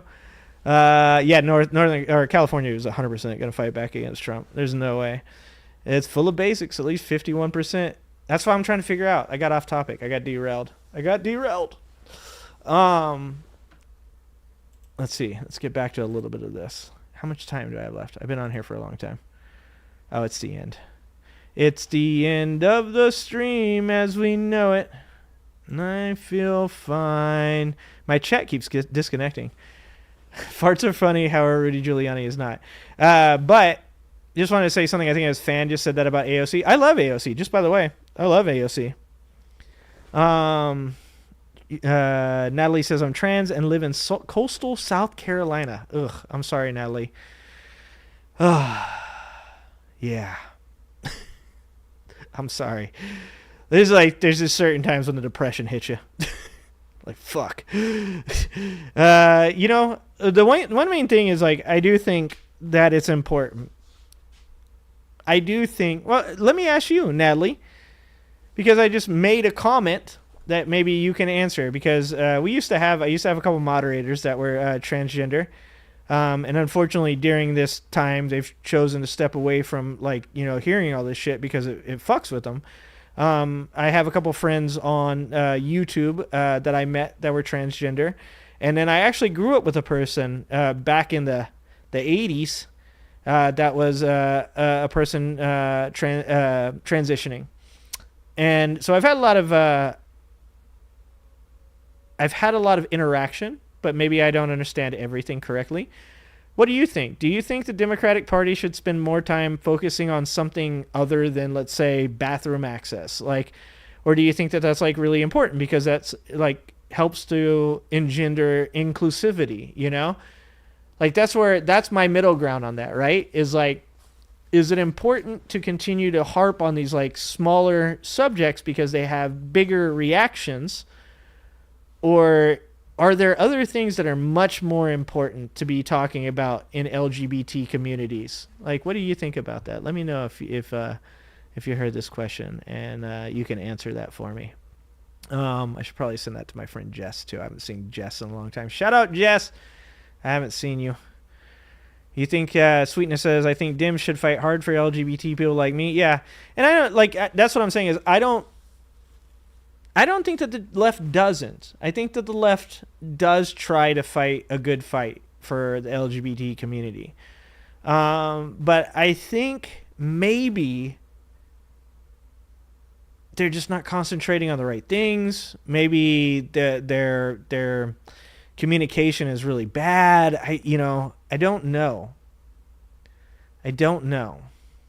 You don't think that the left has ever fought for bisexual freedoms? I don't know if that's true. I mean, going back to the civil rights movement, fan, you don't agree? Like, wait a minute, hold on. Wasn't Stonewall a Democratic? Wasn't that? Hold on. I could be wrong about this. So before I say some dumb shit, Stonewall riots in '69. Yeah, wasn't this part of the civil rights movement? Weren't the Stonewall riots part of the civil rights movement? I mean, that's when the left became the left that we know it now, the new left. Right? Yeah, here we go. The last years of the 1960s, however, were very contentious as many social movements were active, including the African American Civil Rights Movement, the counterculture of the 1960s, and the anti-war demonstrations. That's all part of the liberal environment. That's all part of the Stonewall was based. But I mean, that was the new left. So I mean, I wouldn't say never, maybe not in your lifetime or something like that. And to be honest with you, to get to something that I was talking about the other day, I do think the left needs to re-embrace the ideas that they had behind the Stonewall riots, behind the civil rights movements, behind the counterculture of the 1960s. I think that the left, if it really wants, this is the thing that I'm leaning towards the most as far as what I think the left needs to do. I think the left needs to embrace the attitude of the civil rights movement, get back to having a spine, get back to being, boots on the ground, involved, communicating with their base. I think they need to be more solid, more solidified as a movement. And I think that they need a person that'll do that. That's why I keep saying they need an MLK. Another thing is that bisexuals are lumped into... I can't say that whole thing. To boost numbers, bisexuals are treated like third-class individuals in the LGBT community. Oh, really? That's something I didn't know. I didn't know that. Once again, that's not something I guess that I know much about. So I didn't know that, fan. Thank you for educating me. Natalie says, no focus on the economy would be my advice. If you want to reach the people, most people just don't care about trans rights and shut up about the stock market. Regular people don't care. I love all the people that use the stock market as an indicator of how well America is doing. Anybody that's ever been in the stock market knows the stock market is detached from reality. The stock market is how wealthy people feel about America's economy. It is not how everybody feels about America's economy. When people have less financial constraints, they tend to be more tolerant. Good call, Natalie. See, that's what I'm talking about. I think that if me and you had a conversation, Natalie, we'd 100% agree on that, because that's what I think. I don't think, when you watch those videos of Mike Figueredo on the Humanist Report, where he gets very upset, and rightfully so, about the way that his trans family is being treated by the left after this loss for Kamala Harris, you start to kind of feel the frustrations, like that, like these people don't represent us, and now they're talking about blaming this loss on us. Like, that's pretty fucking insane. And I think the problem is that a lot what like fans said about young men, there's a disconnect. It's you have these fucking 55-year-old white men that are running her campaign trying to play between the 45s, and the makeup of the left wing is, LGBT people. It's people with socialist progressive values. It's new, it's hip. I've said this before, like the things that the right did right. One was Reed Caldick on using Rogan. But other than that, also the other influencers, Fan, I'm going to get this out at one point. Fan just pointed out something about AOC that like would make her potentially somebody that could win the election, and that she has a connection with young people.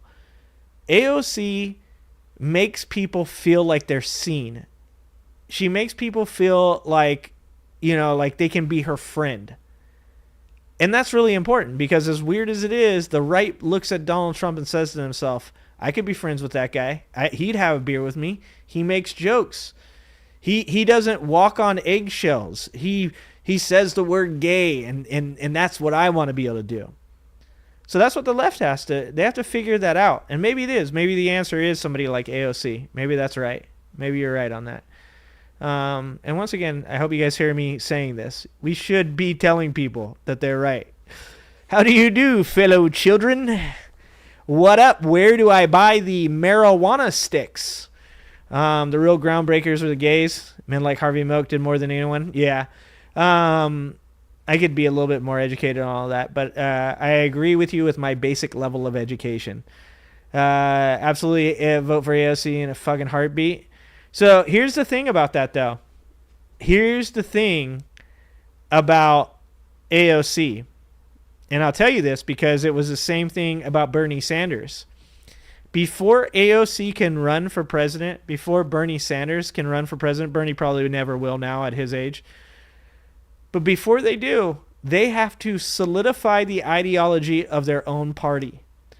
They have to look at each other and say, when people call AOC a socialist, what are we going to say? Are we going to say, yes, she's a democratic socialist and our party stands firmly behind making socialist improvements to our capitalistic government through democratic means?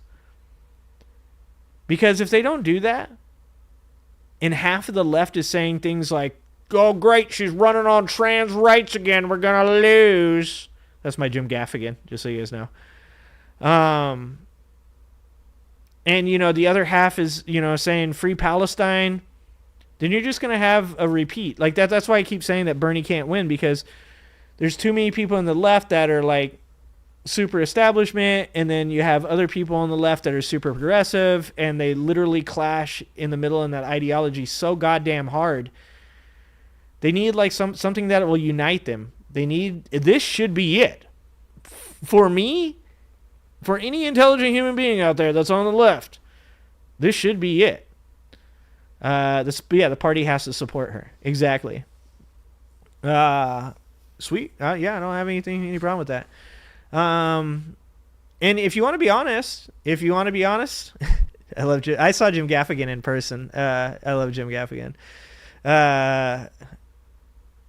If you want to be honest, if you gave the campaign that Kamala had to AOC, and AOC was capable of being the fiery Puerto Rican woman that she is, right? She's Puerto Rican. And she was capable of shouting down the dumb shit that dude that was her campaign, the guy who ran her campaign. If she could shout him down and tell him, no, we're not going to do things that way, I think AOC could have won. Because she was a firebrand, because she made a difference. But that's only, once again, like I said, only if you can solidify the left behind her. Because AOC is going to stand up on stage and say, what's going on in Palestine is a genocide, and it needs to be stopped. And at the least, we need to stop sending guns to Israel, right? Like I will continue to say this. I think that hindsight is 2020, and looking back on it, probably the smartest thing that Kamala could have done to help solidify her base was to guarantee that she would stop sending guns to Israel. Like that's you know, I could be 100% wrong about that, because she could have lost the Jewish vote, but I mean, like I said, looking back on it, looking at numbers, looking at percentages, it seems as though a big reason why she lost was because of the protest vote. So if AOC were able to run like the type of like joy and happiness campaign that Kamala ran, but then to also be able to communicate that, she stands on her progressive values, she probably would have won. You don't make the front bench unless you get bought. I actually don't disagree with that, TSG. But that doesn't mean things can't change. That's why it's important to be active. That's why I don't like that attitude, though, TSG. I don't like the attitude of it's all just the worst ever. Like, all politicians are corrupt. You only get up front if you're bought. All of that stuff. The reason I don't like it is because it's doomerism. It's literally left-wing doomerism. Right-wing doomerism is the fear of the other. Immigrants are going to take your job. LGBT people are turning your kids gay. Like, that's their doomerism. Left-wing doomerism is you'll never have a person that represents you. They'll never do anything of any real importance for you. They'll always be bought. And the problem with that attitude, I'm not saying that it doesn't bear any, like, it doesn't have any value. It obviously has value, and obviously some of it is correct. But it doesn't, like, you can't, I've been leading people for 20 years, man. 20 years I've been leading people. And I would have never been able to ever lead anybody successfully through doomerism. It's not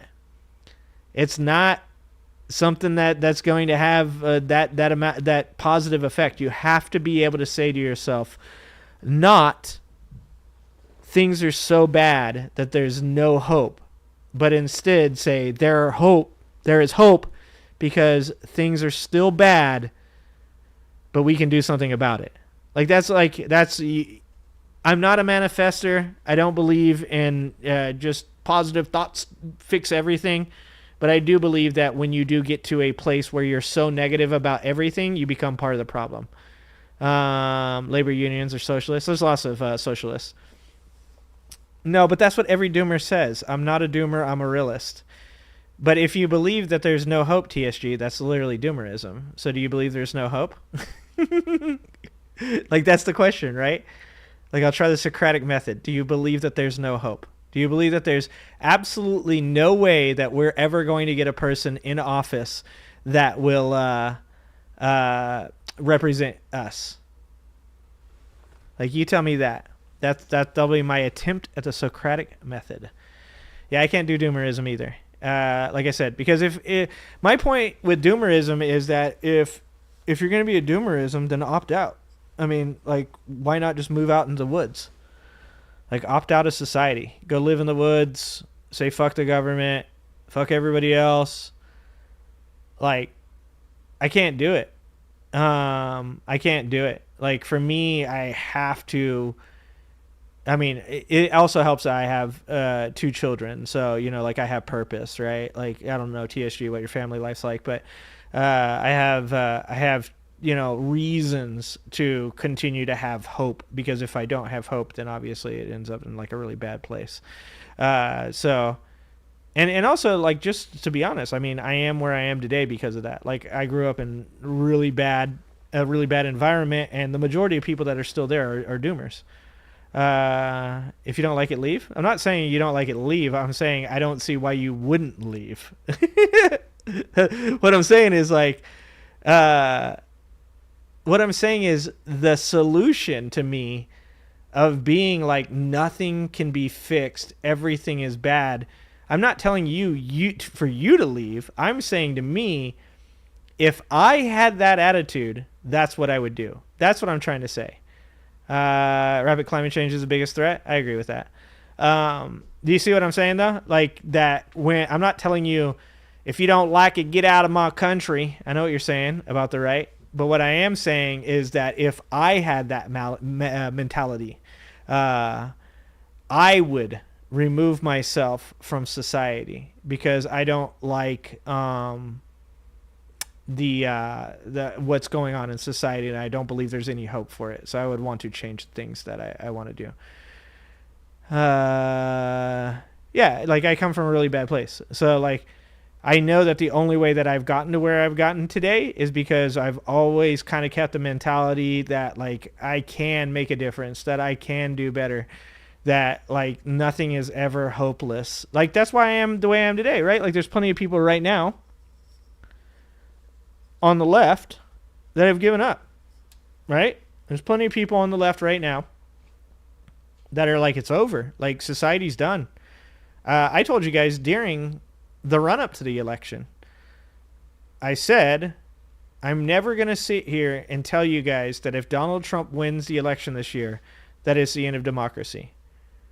I don't believe it because I believe in people. I believe that you can make a difference. I believe that if like you really actually care enough, you know, like you'll find a reason. It's the name of the stream I had the other day is that, was it Nietzsche? The quote from Nietzsche, if you understand your why, you can tolerate any how. That's also from, who's the 10,000 Hours guy? The Jewish guy that was in the goddamn Holocaust camps. God, that guy had such a horrific life. His wife was separated from him and murdered in the Holocaust camps.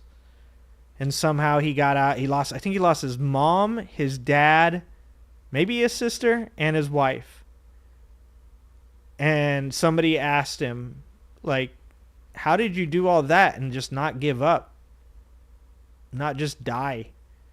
And he was like, he said the Nietzsche quote, you know, he was like, if you understand your why, then you know you can tolerate anyhow. CTSG? Nietzsche was full of crap. Like I said, I don't worship anybody. Do I think everything Nietzsche ever said was fucking the gospel? Of course not. But I believe, you just said Jordan Peterson. I believe that certain people that I fucking despise have said some smart things. I've said it before on this podcast. Hitler made somebody laugh, dude. It's insane it's hard for anybody to admit. But at one point or another, it's getting late. Sorry, my language is falling apart now. At one point or another, Hitler told somebody a your mom joke or a dad joke. He made somebody laugh. That doesn't mean he was a good person. Doesn't, whitewash all of his nefarious evil deeds. But if somebody said, Hitler told this joke, was it funny? I'd be like, the joke was funny. That does not mean I support everything the dude ever did. All right. I've waxed poetically. Thank you to SG for the talk. I appreciate any of you guys pushing back on me, and I want you guys to know at no point do I ever want you to stop pushing back on me. When you disagree, you should disagree. You should tell me that you think that my ideas are bad. You should tell me when you think your ideas are right, but you should also admit when you're wrong. It's very important. I try to lead by example and show you guys that I can admit when I'm wrong, because that's like how you grow, right? Like you grow by like admitting when you're incorrect about something. So it'd be great if you guys every once in a while said I was right.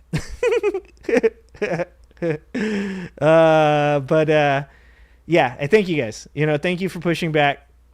Thank you for making me think. I think I'm at the end of my thinking right now, though. This might be a little too far. I've been here for a while. I'm on like my 12th hour of work today. Fan, thank you for the $2. Go to bed. Yeah, I appreciate it, TSG. Like I said, I don't want you guys ever to get me wrong on that. Even when I get passionate and I fight with you guys, I want you guys to know it's all in good faith. It's almost like a think tank, right? And one day I do believe that we'll make an impact. One day I do believe that we'll create something that actually matters. I do believe in that. All right, guys. Thank you so much. Fan, thank you so much for the $2. I am going to go lay down and let my brain rest for a little bit. I appreciate you guys so much for being here, as always. Next show is on Saturday at some time because soccer season starts again. Soccer season stopped. Now soccer season starts. So it's probably in the middle of the day, but I could be wrong about that. Details are pending. Thank you guys so much for being here. I love you guys. I appreciate you guys. Oh, yeah, and look out. Alex Jones video coming out tomorrow at 5 p.m. Pacific. I thought it was pretty funny. You guys might like it. You guys might think it's not funny and make you angry too. All right, guys. Love you guys. I appreciate you guys. And I'll see you next time.